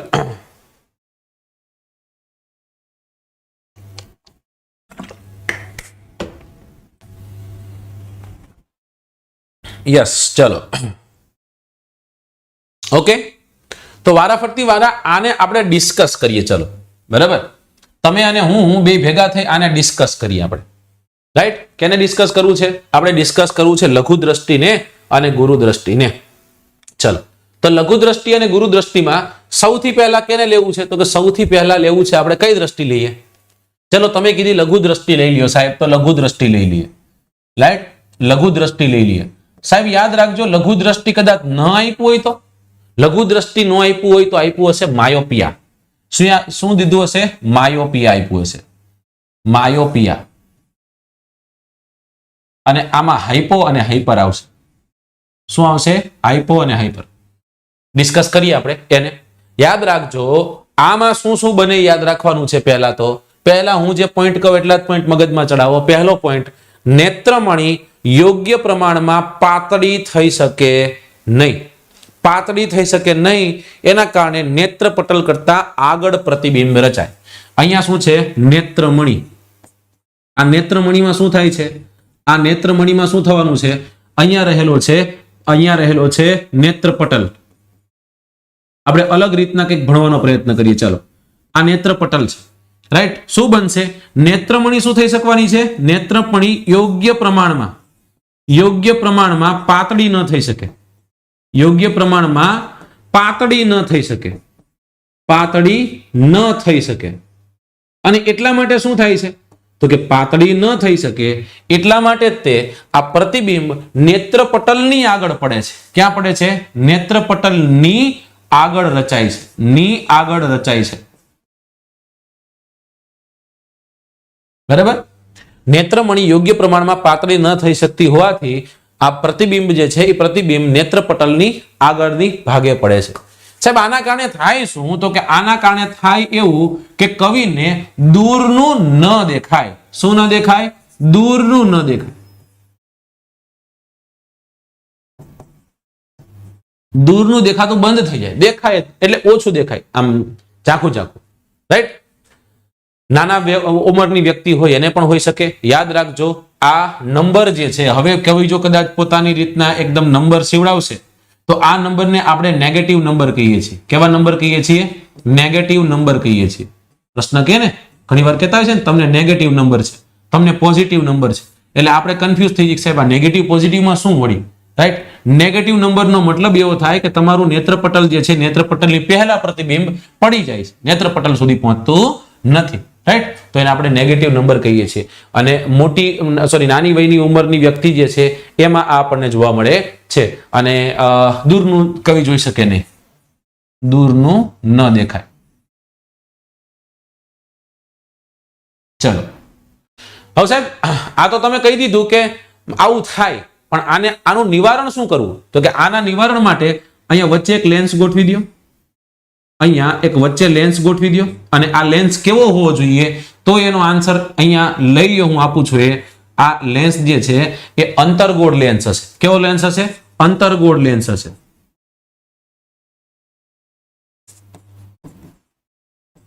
કેવો લેન્સ હશે અંતર્ગોળ લેન્સ હશે અને હવે અંતર્ગોળ લેન્સ લગાવવાથી શું બનશે તો એ નેત્રપટલ સુધી એનું પ્રતિબિંબ પડશે ક્યાં પડશે નેત્રપટલ સુધી એનું પ્રતિબિંબ પડશે અને નેત્રપટલ પર પ્રતિબિંબ પડે તો કવિને પાછું દેખાવા લાગે રાઈટ આટલું યાદ રાખવાનું છે આમાં ચલો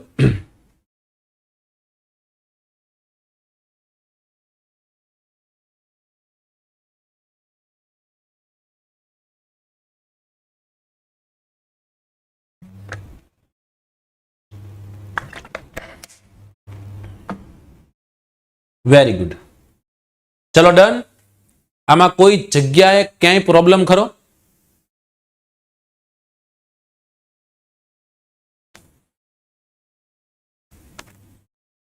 ઓકે ચલો તો અહીંયાથી આગળ જઈએ હવે અને હવે આપણે વાત કરીએ ગુરુ દ્રષ્ટિની તો આ કરી લઘુ દ્રષ્ટિની વાત તો અહીંયા કરીએ આપણે ગુરુ દ્રષ્ટિની વાત ગુરુ દ્રષ્ટિને થોડોક બચારાને ઓછો સ્કોપ આપીએ છીએ આપણે પણ ચલો એ માની જશે વાંધો નથી ગુરુ દ્રષ્ટિ છે એ ગુરુ દ્રષ્ટિ ગુરુ નામ જ છે ગુરુ હંમેશા દયાળુ હોય ગુરુ દ્રષ્ટિ આ ગુરુ દ્રષ્ટિને આપણે કયા નામે ઓળખીએ છીએ તો યાદ રાખજો આ માયોપિયા છે આને આપણે કહીએ છીએ હાઇપર માયોપિયા શું કહીએ છીએ હાઇપર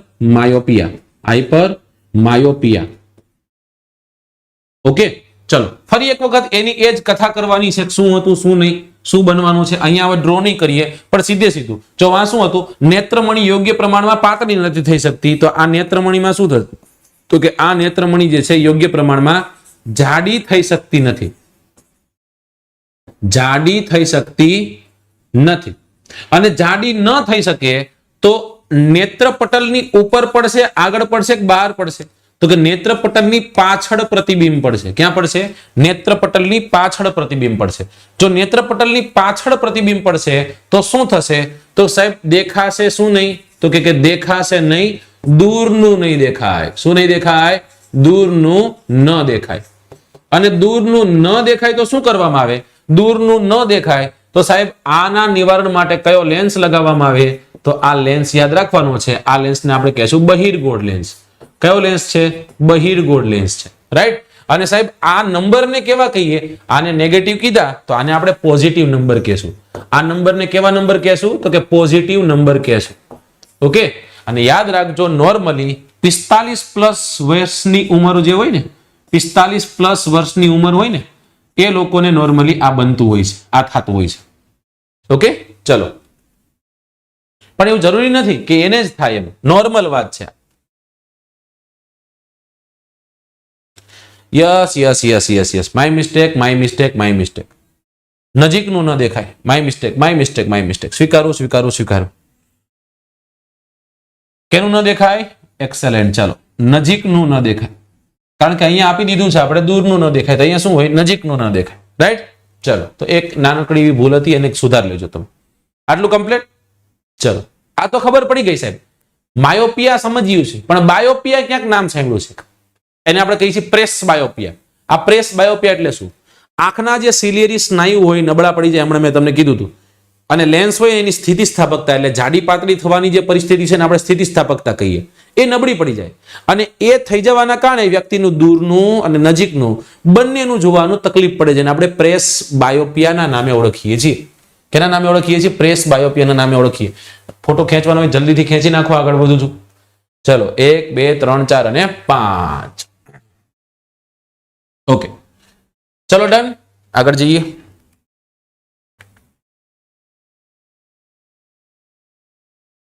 ચલો, આ બે ની વાત કરી લીધી આપણે. જે છે એમ જ છે, એમાં કોઈ જાતના ચેન્જીસ નથી. પ્રેસ બાયોપિયા, આંખના સિલિયરી સ્નાયુઓ નબળા પડવાથી લેન્સ સ્થિતિસ્થાપકતા નબળી પડી જાય છે. વ્યક્તિને દૂર અને નજીક બંનેનું ઓછું દેખાય, જેને આપણે પ્રેસ બાયોપિયા કહીએ છીએ. આ ખામી ધરાવતી વ્યક્તિ બાયફોકલ લેન્સ છે, જેને બાયોફોકલ લેન્સ પણ કહીએ, એના ચશ્મા પહેરવા પડે, જેમાં ઉપરનો ભાગ જે છે એ અંતર્ગોળ અને નીચેનો ભાગ જે છે એ બહિર્ગોળ હોય છે. સાહેબ, આવા પોઈન્ટ યાદ રાખવાના છે આપણને. હવે કદાચ તમને એ પણ ખબર છે કે બે તાલા પહેરવા પડે, પણ યાદ રાખજો એમાં અંતર્ગોળ લેન્સ છે ને કયા ભાગમાં હોય? ઉપરના ભાગમાં બરાબર, અને નીચેના ભાગમાં બહિર્ગોળ લેન્સ હોય છે. નીચેના ભાગમાં કયો લેન્સ હોય છે? બહિર્ગોળ લેન્સ જે છે એ બહિર્ગોળ લેન્સ જોવા મળે છે. ચલો, ત્યાંથી આગળ જઈએ અને હવે જઈએ રતાંધળાપણું. તરત તમને વિટામિન્સ યાદ આવ્યું હોય છે કે સાહેબ આ તો અમે કંઈક ભણ્યા હતા, અમારા સાયન્સના ક્યાંક સાહેબે અમને ભણાવ્યું હતું કે રતાંધળાપણું જે છે, રતાંધળાપણું એટલે શું? કાદર ખાનનું એક મૂવી પણ તમે જોયું હશે, એમાં રતાંધળાપણું દેખાડવામાં આવ્યું છે. ઓકે, ચલો, અને એ શું હતું? જો સાહેબ, રાત્રિના સમયે, એટલે રાત્રિના જ સમયે નહીં, ઓછા પ્રકાશમાં વ્યક્તિને દેખાતું ઓછું થઈ જાય, એને આપણે રતાંધળાપણું કહીએ. આ બીમારી જે છે એ વિટામિન એ ની ઉણપના કારણે થાય, આટલું યાદ રાખવાનું છે. રતાંધળાપણામાં કવિને શું થાય છે? તો કે કવિને, યાદ રાખજો, રાત્રિ દરમિયાન અથવા તો શું કહેશું કે ઓછા પ્રકાશમાં ઓછું દેખાય. કેવું દેખાય? ઓછું દેખાય. અને આને જ આપણે શું કહીએ? રતાંધળાપણું. સાહેબ, શેના કારણે થાય તો કયો? રતાંધળાપણું જે છે એ વિટામિન એ ની ડેફિશિયન્સીના કારણે થાય. વિટામિન એ ની ડેફિશિયન્સીના કારણે થાય. અને વિટામિન એ નું રાસાયણિક નામ છે રેટિનાલ. શું છે? રેટિનાલ. રાઈટ? અને રેટિના પાછી કેમ આવે? તો કે રેટિના આંખમાં જ આવે. તો એ પણ આપણને ખબર પડી જાય.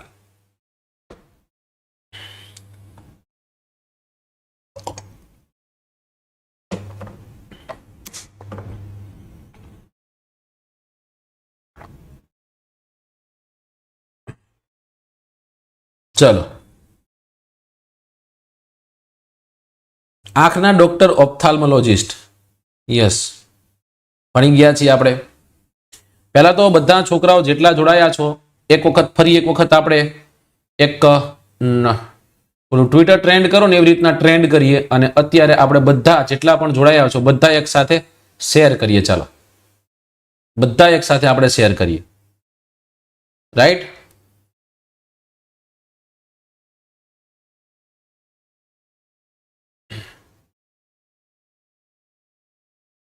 ચલો, બધા એક વખત શેર કરી દો.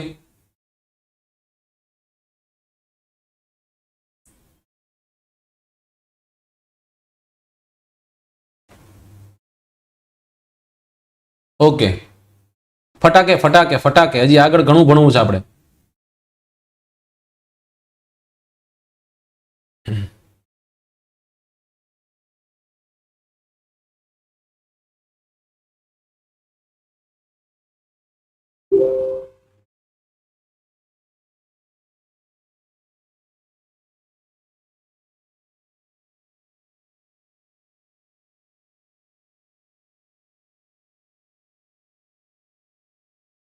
ઓકે, ચાલો, ડન. બધાએ કર્યું હશે, આઈ હોપ શેર. જેટલા પણ છોકરાઓ છે, જેટલા જોઈ રહ્યા છે, બધા છોકરાઓ શેર કરતા હશે એવી આશાઓ છે મારી તો. પણ 108 હતા અને એની જગ્યાએ ઘટ્યા, 101 થઈ ગયા.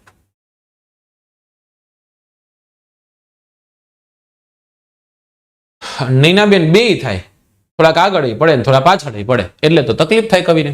ચલો ડન. તો આ આપણે વાત કરી નાખી કે એની રતાંધણાપણુંની. રતાંધણાપણાથી કદાચ આગળ વધીએ અને હવે આપણે ભણવું છે જો રતાંધણાપણું અને રંગ અંધત્વ બે ભેગું નહીં હો. આપણને એમ થાય કે રંગ અંધત્વ અને રતાંધણાપણું બે એક જ તે. ના, બે એક નહીં. રંગ અંધત્વ અલગ અને રતાંધણાપણું પણ અલગ.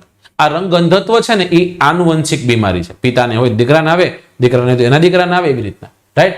અને યાદ રાખજો રતાંધણાપણું એની જેમ રંગ અંધત્વની કોઈ પણ ઈલાજ નથી આજ દિવસ સુધી. આ રંગ અંધત્વમાં થાય છે શું સાહેબ? રંગ અંધત્વની ખામી ધરાવતો જે વ્યક્તિ હોય ને એ ખાસ કરીને લાલ અને લીલા રંગનો ભેદ પારખી શકે નહીં. લાલથી બનતા પાછા જેટલા રંગ પિંક છે, ચેરી રેડ છે, ફલાણા રેડ છે, એ બધા ગ્રીન છે. તો ગ્રીન ના પાછા પોપટ ને ફલાણા ઢુકડા એવા ગ્રીન છે. હવે મેઇન બે ગયા વિચારો. કારણ કે વા વાદળીને પારખી શકે, બાકી બેને પારખી શકે નહીં. અને એટલા માટે કાંઈ પારખી શકે નહીં એમ કોણ તોય ચાલે. બરાબર. અને એને ખાસ કરીને શું બને છે, એને ખાસ કરીને યાદ રાખવાનું કે કોઈ પણ વસ્તુને પારખવામાં, રંગને પારખવામાં એને તકલીફ થાય છે અને આપણે કહીએ છીએ રંગ અંધત્વ. શું કહીએ છીએ? રંગ અંધત્વ. Very good. ચલો, આનુવંશિક બીમારી છે જેનો કોઈ ઈલાજ નથી. રંગ અંધત્વની ખામી ધરાવતી વ્યક્તિ લાલ અને લીલા રંગનો ભેદ પારખી શકતી નથી. ત્યારબાદ આવીએ ગ્લુકોમા. આ પણ બહુ મહત્વનો રોગ છે. આનુવંશિક બીમારી છે આ ગ્લુકોમા છે, એ પણ આનુવંશિક બીમારી છે. એનો કોઈ ઈલાજ નથી. ખાસ યાદ રાખવાનું રંગત્વની સોરી ચલો, અહીંયા એક મિસ્ટેક થઈ ગઈ છે. હવે આ ગ્લુકોમા જે છે એ ગ્લુકોમા નોર્મલી શું થાય ખબર છે? ગ્લુકોમામાં નોર્મલી તમારી આંખ છે ને, તમારી આંખ એ દ્રષ્ટિ ગુમાવી બેસે. મતલબ કે આછું દેખાવા લાગે, અચાનક અંધારા આવવા લાગે. અને નોર્મલી ગ્લુકોમા જે છે, ગ્લુકોમા કોને હોય તો કે નોર્મલી જે વ્યક્તિ ડાયાબિટીક પેશન્ટ છે ને એ ડાયાબિટીક પેશન્ટને ગ્લુકોમા થાય. કોને? ડાયાબિટીક પેશન્ટ છે એ ડાયાબિટીક પેશન્ટને નોર્મલી ગ્લુકોમા જે છે એ ગ્લુકોમા થતું જોવા મળે છે. અત્યારે જે મેં તમને આમાં જે કોષ્ટકમાં જે ડિટેલ પૂરી છે એ ડિટેલ રંગ અંધત્વની છે, એટલા માટે એને આપણે સાઈડમાં મૂકી દઈએ. ચલો ડન. અને હવે એક છેલ્લી વાત કરી દઈએ આપણે. નહીં, બધી ખતમ કરી નાખી. ચાલો. અને હવે એક બીજા તરફ આપણે જઈએ છીએ. ડાયાબિટીસ છે. ડાયાબિટીસમાં અંધ થવાની પણ શક્યતા છે. યાદ રાખજો. આંખના ડોક્ટરને આપણે કીધું હતું ઓપ્થાલ્મોલોજિસ્ટ. શું કીધું હતું? ઓપ્થાલ્મોલોજિસ્ટ.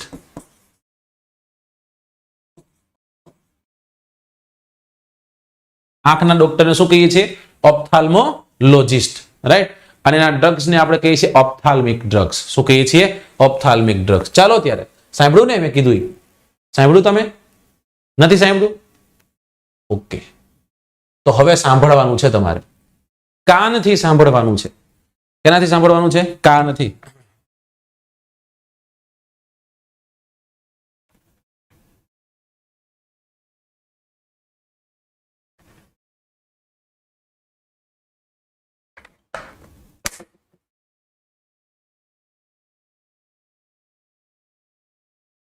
યસ પ્રશાંતભાઈ, ડન. અશ્વિન પરમાર.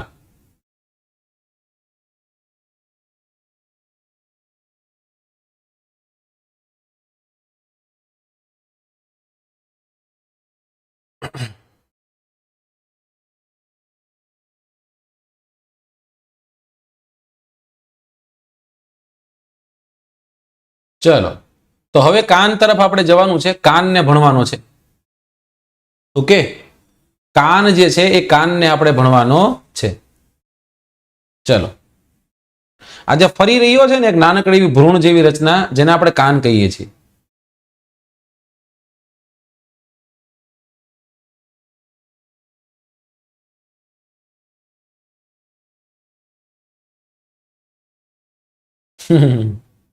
લોકલક્ષણ વિજ્ઞાન ટેકનોલોજી કઈ બુક વાંચવી? નિલેશભાઈ, તમે વાંચી શકો. બુક જે છે એ બુક અભયમની બુક સારી છે. અભયમની બુક સારી છે, એ તમે કરી શકો. ચલો, તો આપણે વાત કરીએ કાનની. સાહેબ, કાન જે છે એ કાનનું કાર્ય શું બધાને ખબર છે? આમાં કોઈ એવું ખરું કાનનું કાર્ય ન ખબર હોય એવું? બધાને ખબર હશે. રાઈટ. આવી રીતના ધ્વનિના તરંગો આગળ વધે છે અને તમારા કાન સુધી પહોંચે છે અને એને તમે ઓળખી શકો છો, પારખી શકો છો. અને યાદ રાખજો, બે કાન એટલે કે એક જોડી કાન તમારા બધા પાસે હશે, મને એવી આશાઓ છે. ચલો તો વાત કરીએ કાનની. કાન પણ એક સંવેદનગ્રાહી અંગ છે. કાન પણ એક સંવેદનગ્રાહી અંગ છે. સંવેદનગ્રાહી અંગોમાં આપણે આંખની વાત કરી, હવે આપણે કાનની વાત કરી દઈએ, નાકની વાત કરીએ, જીભની વાત કરીએ. આજે પૂરું જ કરવું છે પછું. આજે નર્વસ સિસ્ટમને આપણે પૂરું કરવું છે. ઓકે, નર્વસ સિસ્ટમને આજે આપણે પૂરું કરવું છે. ચલો ડન. તો પહેલી વાત જે છે એ પહેલી વાત આપણે કરીએ છીએ કાનની. તો કાનનું કાર્ય શું? તો કે સાંભળવાનું અને શરીરનું સમતોલન જાળવવાનું. સાંભળવાનું તો બધાને ખબર છે, પણ શરીરનું સમતોલન જાળવવાનું કામ કાનનું છે. યાદ રાખજો, શરીરનું સમતોલન. હું તો પહેલા લખું છું, શરીરનું સમતોલન જાળવવું. અને એનું બીજું કાર્ય જે છે, બીજું કાર્ય શું છે? તો કે સાંભળવાનું. જે વ્યક્તિ બહુ સાંભળે ને એ વ્યક્તિ બહુ આગળ વધે એવું કહેવાય છે. પછી એવા કામ નહીં કરવાના, સાંભળવું પડે. બરાબર? આ તો કે કદાચ કોકે કંઈક કીધું હોય તો ત્વરિત એ રિએક્શન ના આપે, એવા વ્યક્તિની આપણે વાત કરીએ છીએ. હવે આ કાન છે ને, કાનના મુખ્ય 3 ભાગ હોય છે. કાનના મુખ્ય 3 અંગો છે. આ 3 અંગો કયા કયા? તો કે આમાં કાનમાં બહારનો જે સૌથી ભાગ છે ને આપણે કહીએ છીએ બાહ્ય કર્ણ. કયો કર્ણ? બાહ્ય કર્ણ. પછી જે છે ને આપણે કહીએ છીએ મધ્ય કર્ણ. પેલો કર્ણ કયો છે? બાહ્ય કર્ણ. બાહ્ય કર્ણ એટલે કે બહારનો ભાગ, ચશ્મા રાખવા હાટુ રહ્યો ઈ, રાઈટ? બાહ્ય કર્ણ. વચ્ચેનો ભાગ જે છે એ વચ્ચેના ભાગને આપણે કહીશું મધ્ય કર્ણ. કેવો કર્ણ? મધ્ય કર્ણ. અને ત્યાંથી આપણે આગળ વધશું અંદરનો ભાગ, એને અંદરનો કર્ણ નહીં, એને કહીશું અંતઃકર્ણ. કેવો કરશું? અંતઃકર્ણ. રાઈટ? ચલો, કયા કયા ભાગ છે? બાહ્ય કર્ણ, મધ્ય કર્ણ અને અંતઃકર્ણ. એવા 3 ભાગો કાનમાં જોવા મળે છે. કાનનું કાર્ય શું છે? સાંભળવાનું, શરીરનું સમતોલન જાળવવાનું કાર્ય કાનનું છે. તમે તરત કહેશો કે સાહેબ બીજા ફેક્ટ્સ જે પૂછાય છે એ બધા ફેક્ટ્સ અમને કયો ને. એમાં સૌથી પહેલો ફેક્ટ યાદ રાખવાનો છે, અવાજ છે ને, અવાજની તીવ્રતા માપવાનો એકમ એ ડેસિબલ છે. શું છે? અવાજની તીવ્રતા માપવાનો એકમ. અવાજની તીવ્રતા જો કદાચ તમારે માપવી છે તો એ તીવ્રતા કેમાં મપાશે? એ તીવ્રતા મપાશે ડીબી માં. અને આ ડીબી એટલે ડેસિબલ. ડીબી માં યાદ રાખજો, બંને સ્મોલ આવશે. આ ડી સ્મોલ આવશે અને બી સ્મોલ આવશે, જેને આપણે કહીએ છીએ ડેસિબલ. શું કહીએ છીએ? ડેસિબલ. અવાજની તીવ્રતા ડેસિબલમાં મપાય છે. Point number 1. પોઈન્ટ નંબર 2 કાન સાથે સંકળાયેલો, અને એ છે આપણા કાન છે ને, આપણું કાન, એ કાન આપણું 20 થી લઈ અને 20,000 હર્ટ્ઝ સુધીનો અવાજ સાંભળી શકે છે. કેટલો? તો કે 20 હર્ટ્ઝ થી લઈ અને 20,000 હર્ટ્ઝ સુધી, 20,000 હર્ટ્ઝ સુધીનો અવાજ જે છે એ સાંભળી શકે છે. હવે સાહેબ આ હર્ટ્ઝ કહેશું, હર્ટ્ઝ, હર્ટ નહીં, ચલો હર્ટ્ઝ. તો એનો મતલબ એવો થયો કે 20,000 થી 20 થી 20,000 સુધી છે, તો 20 થી નીચે પણ હશે ને, 20 થી નીચે પણ હશે, રાઈટ? અને 20,000 થી વધુ પણ હશે. આમાં 3 પ્રકારની ધ્વનિ હોય, એમાં આ ધ્વનિ છે એને આપણે કહીએ છીએ શ્રાવ્ય ધ્વનિ. કેવી ધ્વનિ? શ્રાવ્ય ધ્વનિ. જેને મનુષ્ય સાંભળી શકે એને આપણે શ્રાવ્ય ધ્વનિ કહીએ. તો યાદ રાખજો, તમે અને હું જે સાંભળી શકીએ છીએ એ છે શ્રાવ્ય ધ્વનિ. જેને આપણે સાંભળી ન શકીએ એને આપણે કહીશું અશ્રાવ્ય ધ્વનિ, રાઈટ? એકદમ ઝીણો ઝીણો અવાજ થતો આપણને ખબર પડે નહીં. અને એક હોય પરાશ્રાવ્ય ધ્વનિ. કેવી હોય? પરાશ્રાવ્ય ધ્વનિ. એક હોય પરાશ્રાવ્ય ધ્વનિ, એક હોય શ્રાવ્ય ધ્વનિ, અને એક છે અશ્રાવ્ય ધ્વનિ, રાઈટ? ચલો, એક અવાજ બહુ મોટો હોય જેને આપણે નથી સહન કરી શકતા, એક અવાજ ખૂબ નાનો હોય જેને આપણે સાંભળી શકતા નથી. ડન? તો આપણે જે સાંભળી શકીએ છીએ કયું છે? તો કે સાહેબ આપણે જે સાંભળી શકીએ છીએ એ ધ્વનિને આપણે કહીએ છીએ શ્રાવ્ય ધ્વનિ. કેવી ધ્વનિ કહીએ છીએ? શ્રાવ્ય ધ્વનિ કહીએ છીએ. વારંવાર કેમ ફેરવું છું અહીંયા? કારણ કે આમાંથી પ્રશ્ન પૂછાઈ ગયા છે, ફરી આવે ને તો તમને આવડવા જોઈએ, મને એટલી ખબર પડે. Very good, very good. ચલો, બધા આન્સર પણ આપી રહ્યા છો. એ જ તો તમારી યુએસપી છે. હોશિયાર છોકરા કેને કે? હોશિયાર છોકરા જેને કે તમને બધાને જ હોશિયાર કહેવાય ને. ચલો, 1:30 વાગ્યા સુધી આપણે ભણીએ. કાન શરીરનું સમતોલન કઈ રીતના જાળવે? હું તમને એમ કહું, અવાજ છે ને, અવાજમાં ખૂબ તાકાત છે. ખ્યાલ છે તમને? તમે ઘણા હોલીવુડ મૂવી જોયા હશે કે અવાજ એકદમ બ્લાસ્ટ થાય અને અવાજ ધ્વનિના તરંગો છે ને એ ધ્વનિના તરંગો આપણને ઇફેક્ટ કરતા હોય છે. ધ્વનિના તરંગો તમારા શરીર ભેગું ભટકે એટલે તમે આમ કરો, ડિસ્કો કરો, બરાબર. પણ આપણા મગજમાં આપણા શરીરમાં આ કાન ગોઠવા છે આવી રીતના ભગવાને, અને કાનની બહાર આ હુપડું ગોઠવું છે. આ હુપડું એટલા માટે જ ગોઠવું છે કે બધા જ તરંગો આવે ને એને અહીંયા ખેંચી લે અને અહીંયા ખેંચીને પછી અંદર સુધી જવા દે. એના કારણે આપણા શરીરનું સમતોલન જળવાય છે. રાઈટ, બરાબર. તો શરીરનું સમતોલન જાળવવાનું કાર્ય પણ આપણા કાનનું છે. આ વાત તમને કીધી, તમને એમથી ઓહો હો હો. પણ સાહેબ તમે એવું કીધું કે તીવ્રતા ડેસિબલમાં મપાય, તો આપણે કેટલા સુધી સાંભળી શકીએ? આપણે 120 થી લઈ અને 130 ડેસિબલ સુધીનો અવાજ મનુષ્ય સાંભળી શકે. કેટલો? અહીંયા લખી નાખું છું. 120 થી લઈ અને 130 ડેસિબલ સુધીનો અવાજ મનુષ્ય જે છે મેક્સિમમ સાંભળી શકે. આનાથી વધારે કરાય નહીં, નકર કાન ફાટી જાય. રાઈટ, યાદ રાખજો 90 ડેસિબલ કરતા વધુ અવાજ હોય ને એ પાછું કાનને હાનિકારક.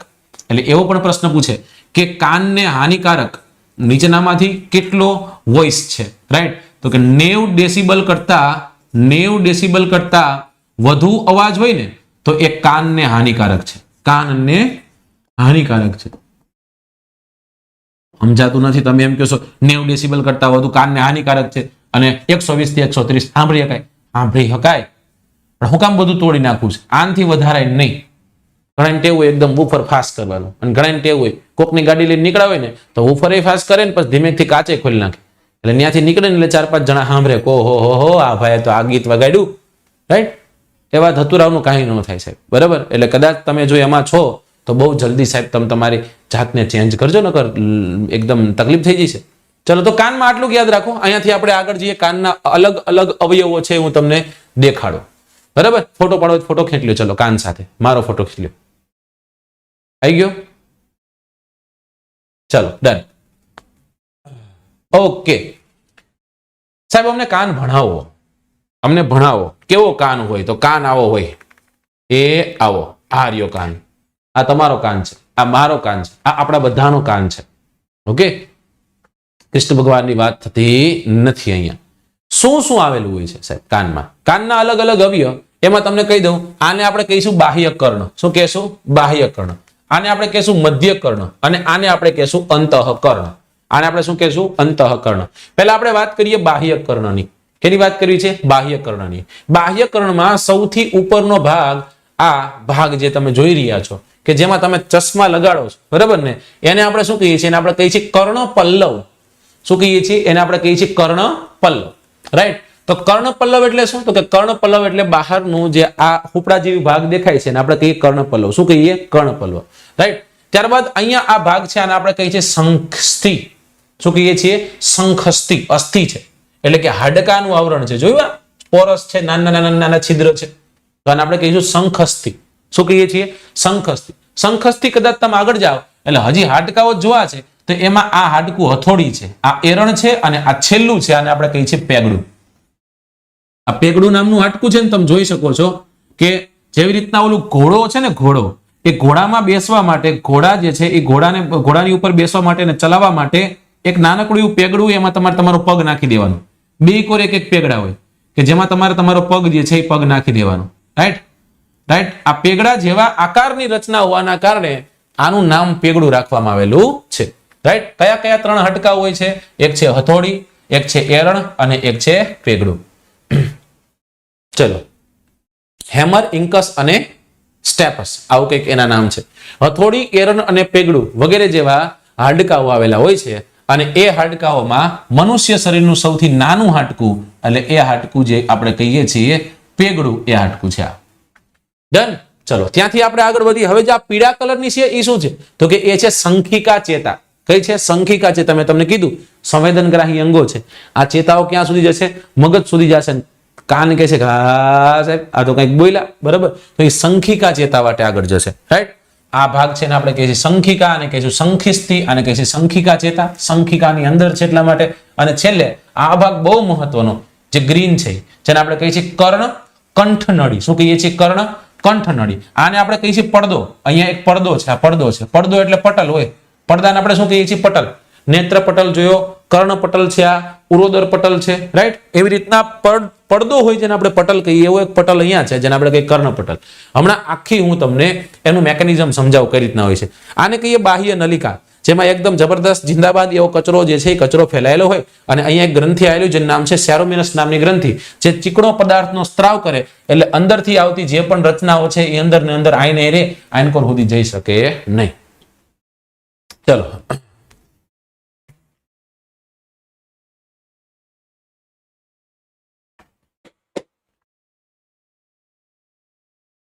ઓકે.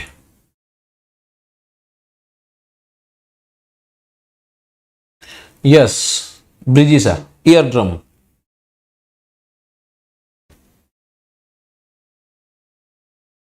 બરાબર ને. ચલો ત્યાંથી આગળ વધીએ સાહેબ. હવે તમે સમજાવો કે આમાં શું હોય છે, આખું થાય છે શું, આખી રચનાઓ જે છે રચનાઓ કઈ કઈ છે. તો મારે તમને જે રચનાઓ દેખાડવી છે એમાં સૌથી પહેલા અલગ અલગ કર્ણમાં લઈ જઈએ અને સૌથી પહેલા કર્ણ ભણે બાહ્ય કર્ણ. આ દેખાય છે ને, આ ભાગ કયો છે? બાહ્ય કર્ણ છે. આને આપણે શું કહીએ છીએ? બાહ્ય કર્ણ.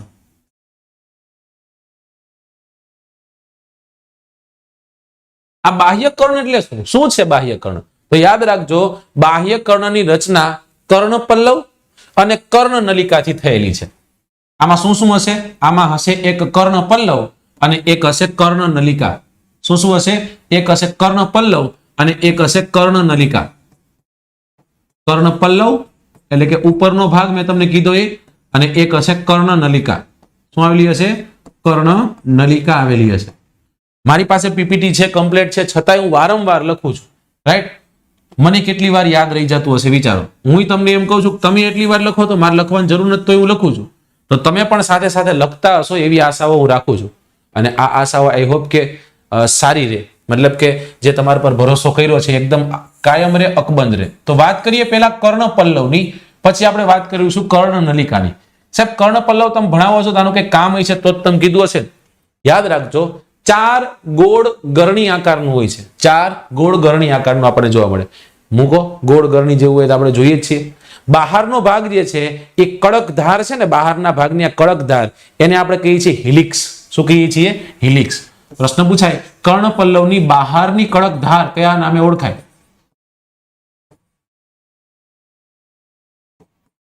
તો એને આપણે કહીએ છીએ હિલિક્સ. શું કહીએ છીએ? હિલિક્સ. રાઈટ. ચલો તો હિલિક્સ ની વાત કરી, ત્યાંથી આપણે આગળ જઈએ. સાહેબ નીચેનો જે નરમ ભાગ છે એકદમ, આ ભાગ ટચ કરવો ગમે એવો, રાઈટ, અને એને આપણે કહીએ છીએ લોબ્યુલ્સ. શું કહીએ છીએ? લોબ્યુલ્સ. એટલે નીચેનો નરમ ભાગ જેને આપણે શું કહીએ છીએ? એને આપણે કહીએ છીએ લોબ્યુલ્સ. કયા નામે ઓળખીએ છીએ? લોબ્યુલ્સ ના નામે ઓળખીએ છીએ. ત્યાંથી આપણે આગળ વધીએ અને હવે જોઈએ કર્ણમાં તે એક બીજો ભાગ જેને આપણે કહીએ છીએ કર્ણ નલિકા. શું કહીએ છીએ? કર્ણ નલિકા. આ કર્ણ નલિકામાં માત્ર 2 પોઈન્ટ તમારે યાદ રાખવાના છે અને એમાં એક યાદ રહી જાય તોય વાંધો નથી. ચલો સાહેબ શું છે કર્ણ નલિકા? કર્ણ નલિકા જે છે એ એના ઉપરના ભાગ જે હોય ને, એની ઉપરનો જે ભાગ, એના ઉપરના ભાગમાં ક્યાં ગઈ કર્ણ નલિકા મારે તમને દેખાડવી પડશે. ચલો અરે રે, ચલો આ રે કર્ણ નલિકા. આ કર્ણ નલિકાના ઉપરના ભાગમાં શું હશે? તો કે કર્ણ નલિકાના ઉપરના ભાગમાં આપણને જોવા મળશે વાળ. શું જોવા મળશે? વાળ જોવા મળશે. ઓકે, કર્ણ નલિકાના ઉપરના ભાગમાં આપણને શું જોવા મળશે? ઉપરના ભાગમાં વાળ જોવા મળશે. ઉપરના ભાગમાં આપણને જોવા મળશે વાળ, રાઈટ.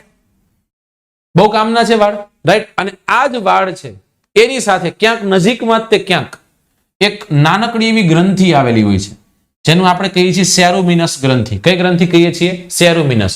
ગુજરાતીમાં આને કહીએ છીએ મીણ ગ્રંથિ. શું કહીએ છીએ? મીણ ગ્રંથિ. અને આ મીણ ગ્રંથિનું કામ શું છે? તો કે મીણ જેવો એક લિક્વિડ છે એનો સ્ત્રાવ કરવાનો, અને એ મીણનો સ્ત્રાવ કરે. કેનો સ્ત્રાવ કરે? મીણનો સ્ત્રાવ કરે. ઇંગ્લિશમાં આને સેરોમિનસ ગ્રંથિ કહીએ છીએ. મીણનો સ્ત્રાવ કરે અને એ મીણનો સ્ત્રાવ થતો હોવાના કારણે ઓલો જે કચરો છે ને એ કચરો ન્યા ભરાઈ રહે. વાળ પેલા રોકી રાખશે, ભાઈ કેનકોર જવું તમારે નથી જવાનું થતું, તો એ ધક્કો મારવાનો પ્રયત્ન કરશે, મીણને કહેશે સ્ત્રાવ થા, અને સ્ત્રાવ થશે, ન્યાનને એકદમ ગોટો વળી જશે. બરાબર. એ કામ કર્ણનલિકાની અંદર થાય. કર્ણપલવનો બહારનો ભાગ છે એને આપણે હિલિક્સ કહીએ છીએ, નીચેના ભાગને લોબ્યુલ્સ કહીએ છીએ, અને આ બાહ્ય કર્ણનો ભાગ છે. આમ જોઈએ તો કઈ એનું કઈ કાર્ય છે નહીં.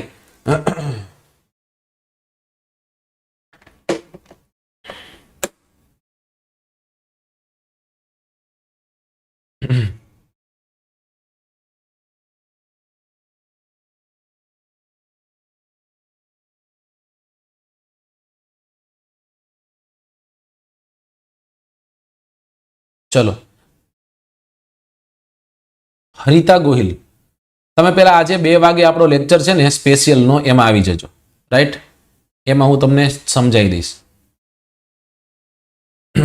ચલો આગળ વધીએ ત્યાંથી આપણે, અને હવે જઈએ સાહેબ કર્ણનો સૌથી મહત્વનો ભાગ કોઈ હોય તો એ કર્ણનો સૌથી મહત્વનો ભાગ જેને આપણે કહીએ છીએ મધ્ય કર્ણ. કયો કર્ણ છે? મધ્ય કર્ણ. તમે જોઈ શકો છો, એટલે એકદમ ડેકોરેટિવ રીતના એને મેં સેટ કરેલો છે. રાઈટ, આ મધ્ય કર્ણ જે છે એ મધ્ય કર્ણ શું કામ મહત્વનો છે? તો યાદ રાખજો, આ જ મધ્ય કર્ણના પોલાણમાં કર્ણપટલ પોલાણ જે છે, કર્ણપટલ પોલાણ અને અંદર જે છે અસ્થિમય દિવાલો જે છે, અસ્થિમય દિવાલોનો સમાવેશ થાય. આ કર્ણપટલનું પોલાણ અને અસ્થિમય, આ અસ્થિ એટલે કે તમને ખ્યાલ છે હાડકા, હાડકાથી ભરેલી આ જે દિવાલ છે એ દિવાલનો સમાવેશ શેમાં થશે? મધ્ય કર્ણમાં થશે. સાહેબ એ તો ખબર પડી ગઈ, એ તો પૂછાય નહીં, અમને ખબર છે, મારે તો તમને બધું કેવું પડે. આ મધ્ય કર્ણ છે ને એ મધ્ય કર્ણના પોલાણમાં 3 કર્ણસ્થિ આવેલી હોય છે. યાદ રાખજો, કર્ણમાં રહેલી અસ્થિને આપણે કર્ણસ્થિના નામે ઓળખીએ છીએ. કેના નામે ઓળખીએ છીએ? કર્ણસ્થિના નામે ઓળખીએ છીએ. અને આ કર્ણસ્થિ કઈ કઈ છે? બધાને ખ્યાલ છે. રાઈટ, ઇન્કસ, હેમર એન્ડ સ્ટેપસ, એટલે કે હથોડી, એરણ અને પેગડું. હથોડી, એરણ અને પેગડું. રાઈટ, હથોડી, એરણ અને પેગડું જે છે, સોરી, ઇન્કસ, મેલેસ, ઇન્કસ અને સ્ટેપસ, એવા 3 નામ છે. ઓકે, ચલો ડન. હા બરોબર છે, હેમર ન કહેવાય એને. ચલો, હથોડી, એરણ અને પેગડું. પહેલો ભાગ હથોડી છે, પછી એરણ આવે ને પછી પેગડું આવે. જો હવે શું બને હું તમને સમજાવું, આખી રચના શું થાય છે. અહીંયાથી બાહ્ય કર્ણ છે, બાહ્ય કર્ણ જે હતો, આ બાહ્ય કર્ણ અહીંયા દોરી નાખું છે નાનકડો એવો. રાઈટ, આ બાહ્ય કર્ણમાં શું આવ્યો? તો કે અવાજ આવ્યો. કેટલો અવાજ હોવો જોઈએ? તો કે 90 ડેસિબલ કરતા ઓછો હોવો જોઈએ, કારણ કે એનાથી વધુ સાંભળાય નહીં. બરાબર, એ ધ્વનિના તરંગો જે છે, એ ધ્વનિના તરંગો બહાર રહેલો જે આવરણ હતું, બહારનો જે ભાગ છે, રાઈટ, અને એના માટે અંદર આ દિવાલો સુધી પહોંચ્યો. બરાબર, આગળ વધી રહ્યો છે, એક જ દિશામાં ગતિ કરી રહ્યો છે. હવે એ કેની સાથે ટકરાય છે? તો કે હવે એ ટકરાય છે અહીંયા રહેલા કર્ણપટલ સાથે. કેની સાથે? કર્ણપટલ સાથે ટકરાણો. કર્ણપટલ સાથે ટકરાય છે એટલે કર્ણપટલ ધ્રુજે, અને એ કર્ણપટલની જે ધડુમ કર્યું એના જ કારણે એની સાથે જોડાયેલું આ હથોડી, અંદર રહેલું એરણ, અને એની અંદર રહેલું આ એરણ, અને એની અંદર રહેલું પેગડું, આ છેલ્લું પેગડું, આ બધા એક સાથે મુવમેન્ટ કરશે. યાદ રાખજો, જેમ નાનું હાડકું છે એમ વધુમાં વધુ અવાજ છે ને, અવાજની તીવ્રતા, અને એ તીવ્રતાના કારણે ધ્રુજારી, કંપન વધુ ઉત્પન્ન કરે છે. અને આ પેગડું છે ને, પેગડું એકદમ જબરદસ્ત જિંદાબાદ રીતના અહીંયા ઇમ્પેક્ટ કરે, ભટકાય.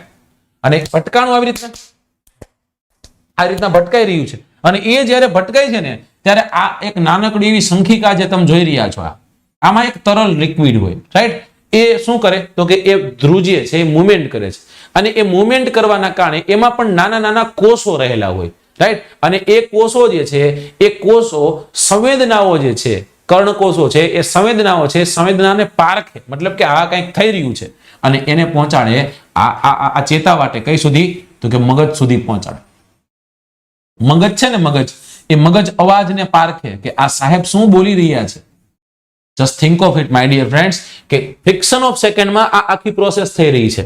કે અંદરથી શું થયું? તો કે ભાઈ હવે ધ્વનિના તરંગો છે આગળ આવ્યા, કર્ણપટલ સાથે ટકરાણા, કર્ણપટલ ધ્રુજ્યું, કર્ણપટલ ધ્રુજવાના કારણે હથોડી, એરણ અને પેગડું ત્રણેય ધ્રુજ્યું. છેલ્લે પેગડું જે છે, પેગડું ઇમ્પેક્ટ કરે છે શંખિકા ઉપર, અને એ શું કરે છે? તો કે એની અંદર રહેલું તરલ લિક્વિડ ધ્રુજે છે, અને ધ્રુજે છે એને તો અવાજ સ્વરૂપે કર્ણચેતાઓ મગજ સુધી પહોંચાડે. અને મગજ કહે છે કે સાહેબ તો આવું બોલે છે કંઈક. રાઈટ, ચલો.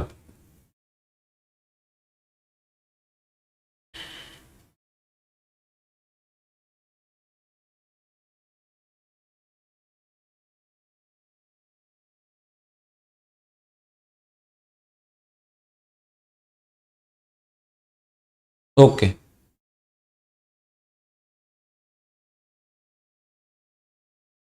ચલો આપણે આગળ વધીએ ત્યાંથી આગળ વધીએ. સાહેબ આ તો તમે કહી દીધું, આ તો અમને સમજાઈ ગયું, પણ હવે બીજા કોઈ ફેક્ટ્સ હોય તો તમે અમને કહી દો.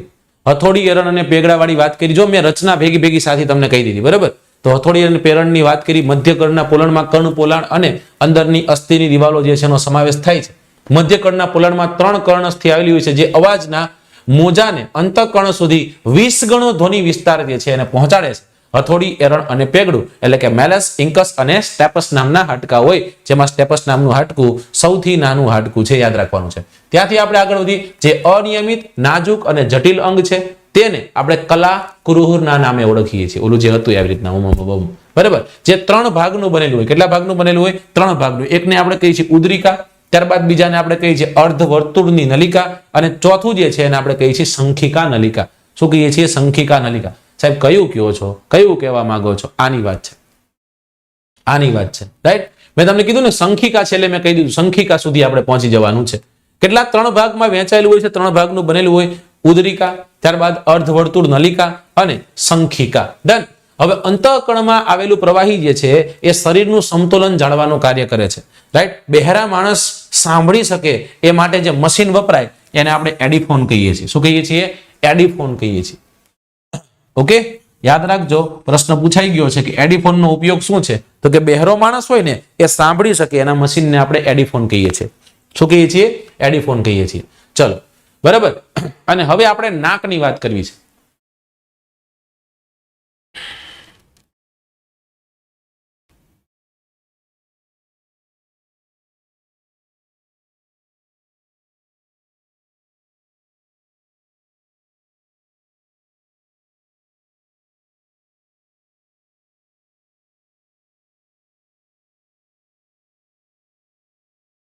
You welcome હરિતાબેન.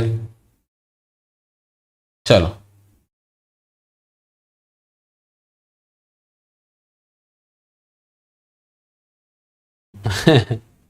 છે ને ગોઈઠું છે ને બાકી કવિને એકદમ જબરદસ્ત.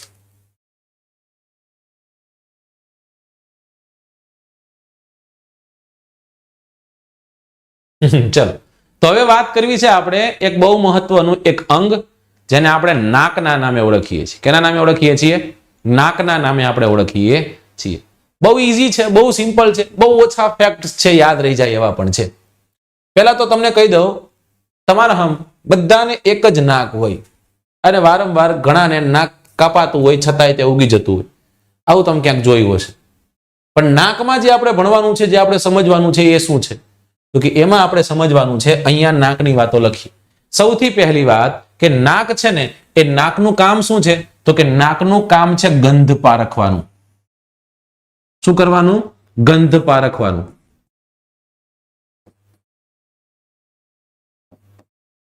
બધાને ખ્યાલ છે ને? ખ્યાલ છે ને બધાને? ઓકે સાહેબ, આ ગંધ પારખવાનું કામ થાય છે, પણ કઈ રીતના થાય છે? તો કે સાહેબ અહીંયા કઈક એવા કોષ આવેલા હોય છે, અને આ કોષ જે છે ને આપણે કહીએ છીએ ધ્રાણ ચેતાઓ, ધ્રાણ કોષો. શું કહીએ છીએ? ધ્રાણ કોષો, ધ્રાણ ચેતાઓ. નાકમાં ધ્રાણ કોષો આવેલા હોય છે, અને આ ધ્રાણ કોષો છે ને એટલે તેને ધ્રાણેન્દ્રિય કહીએ. શું કહીએ? ધ્રાણેન્દ્રિય. હવે આ ધ્રાણ કોષાઓ છે એ ધ્રાણ કોષોની સાથે ધ્રાણ ચેતાઓ જોડેલી હોય. શું જોડેલું હોય? ધ્રાણ ચેતા જોડેલું હોય.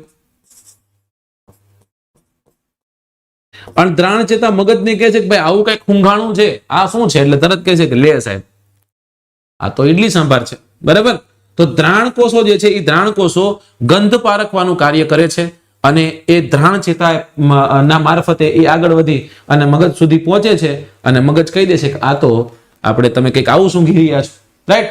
આ બધું આવું કામ કરતા હોવાના કારણે ધ્રાણ કામ કરતા હોવાના કારણે આ નાકને આપણે બીજા નામે પણ ઓળખીએ છીએ. આ ઇન્દ્રિયને આપણે ધ્રાણેન્દ્રિય કહીએ છીએ. શું કહીએ છીએ? ધ્રાણેન્દ્રિય, રાઈટ. ધ્રાણેન્દ્રિય પણ કહેશું, ધ્રાણેન્દ્રિય, રાઈટ. ધ્રાણેન્દ્રશ્ય પણ કહેશું. શું કહેશું? ધ્રાણેન્દ્રશ્ય, ધ્રાણેન્દ્રશ્ય. ઓકે, ચલો. તો આટલું યાદ રાખવાનું હતું. હવે આની બીજી વાતો કરીએ. સાહેબ ગંધ પારખવાનું કાર્ય છે એ ફિક્સ છે, પણ આ નાક છે ને, નાક, આ નાકની અંદર પણ એક ગ્રંથિ રહેલી હોય છે અને એ ગ્રંથિનું નામ છે શ્લેષ્મ નામની ગ્રંથિ. આ શ્લેષ્મનું કામ શું છે તો કે શ્લેષ્મનું કામ ચીકણા પદાર્થનો સ્ત્રાવ કરવું. અને એટલા જ માટે તમારું નાક છે ને એ હંમેશના માટે કેવું રહે છે? એકદમ મોઇશ્ચરાઇઝ રહે છે. મતલબ કે અંદરના ભાગે એકદમ હુંફાળું હોય છે. અત્યારે ચેક ન કરો તો પણ ચાલશે. વિશ્વાસ રાખો, મેં કીધું છે તેવું કંઈક હશે. બરાબર? ચલો, તો શ્લેષ્મ જે છે એ શ્લેષ્મ અંદર ચીકણો પદાર્થનો સ્ત્રાવ થશે. શ્લેષ્મની સાથે સાથે નાકમાં પણ તમને શું જોવા મળશે? નાકમાં પણ તમને જોવા મળશે વાળ. રાઈટ? અને આ વાળનું કાર્ય પણ શું છે? આ વાળનું કાર્ય તો કે કચરાને રોકવો. બરાબર? કેને રોકવો? કચરાને રોકવો. તો શ્લેષ્મનું કાર્ય શું છે? શ્લેષ્મનું કાર્ય પણ કચરાને રોકવો. રાઈટ? તો આટલું નાકમાં યાદ રાખવાનું છે. ચલો,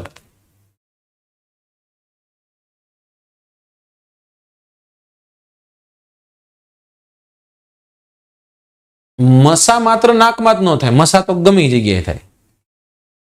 મસા ખાલી નાકમાં જ નથી થતા.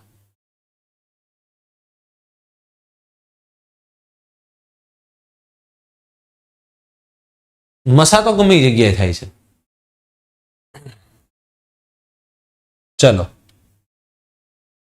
યસ, નાક કસ્તીનું બનેલું હોય. કેનું બનેલું હોય? કસ્થીનું બનેલું હોય છે. Very good. અસ્થિનું ના હોય. કેનું બનેલું હોય? કસ્થીનું બનેલું. તો આ ભાઈની આંખની આપણે વાત કરી દીધી, જે ફેરવે છે. બરાબર? એની આપણે વાત કરી દીધી, એના નાકની વાત કરી દીધી, એના હુપડા જેવા કાનની વાત કરી દીધી, બધાની વાત કરી. પણ સાહેબ છતાંય તે આની જીભડી ટકતી નહોતી, એટલા માટે આને આપણે ચોપ કરાવી દીધો છે. બરાબર?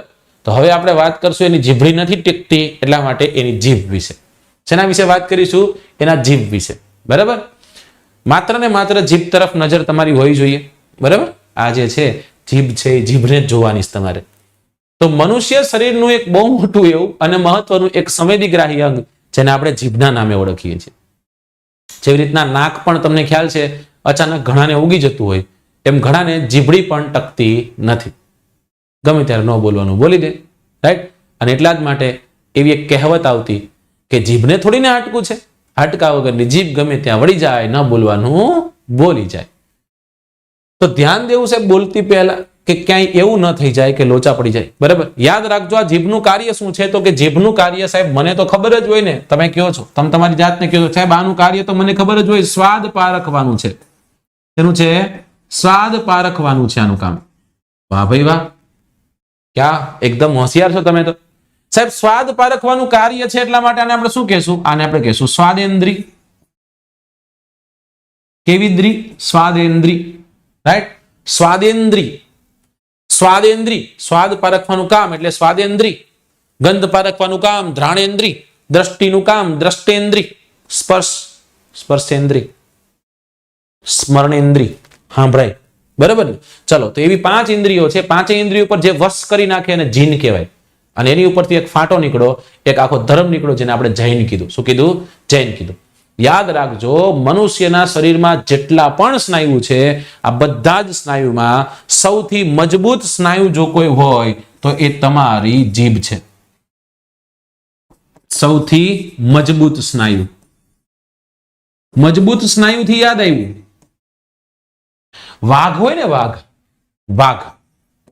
વાઘની જે જીભ હોય ને, એ જીભમાં સાહેબ એવડી તાકાત હોય ને કે એ જે પણ મારણ કર્યું છે, ધારો કે ભેંસ કે જેનું પણ મારણ કર્યું છે, અને એ મારણને ચાટે છે ને, એ ચાટી અને ઉપરની ચામડી રહી ને, એ ઉપરની ચામડીને હટાવી શકે છે.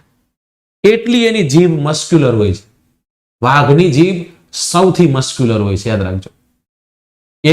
એમાં પણ જીભ છે ને, એમાં પણ જે સ્વાદ કલિકાઓ જે છે, એ સ્વાદ કલિકાઓ આવેલી હશે. ચલો, ગીવ મી 1 સેકન્ડ.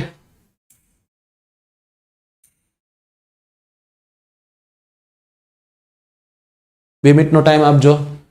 ઓટોમેટિકલી બંધ થઈ ગયું છે.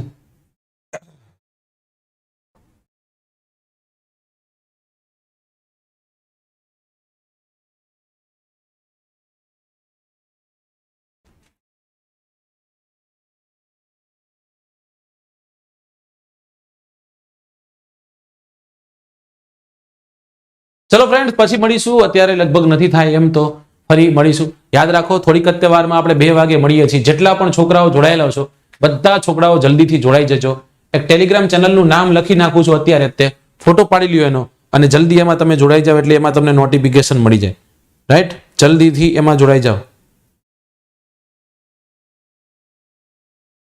ચલો, જો આ લખેલું છે t.me Abhijitsinh Jio. Okay, by.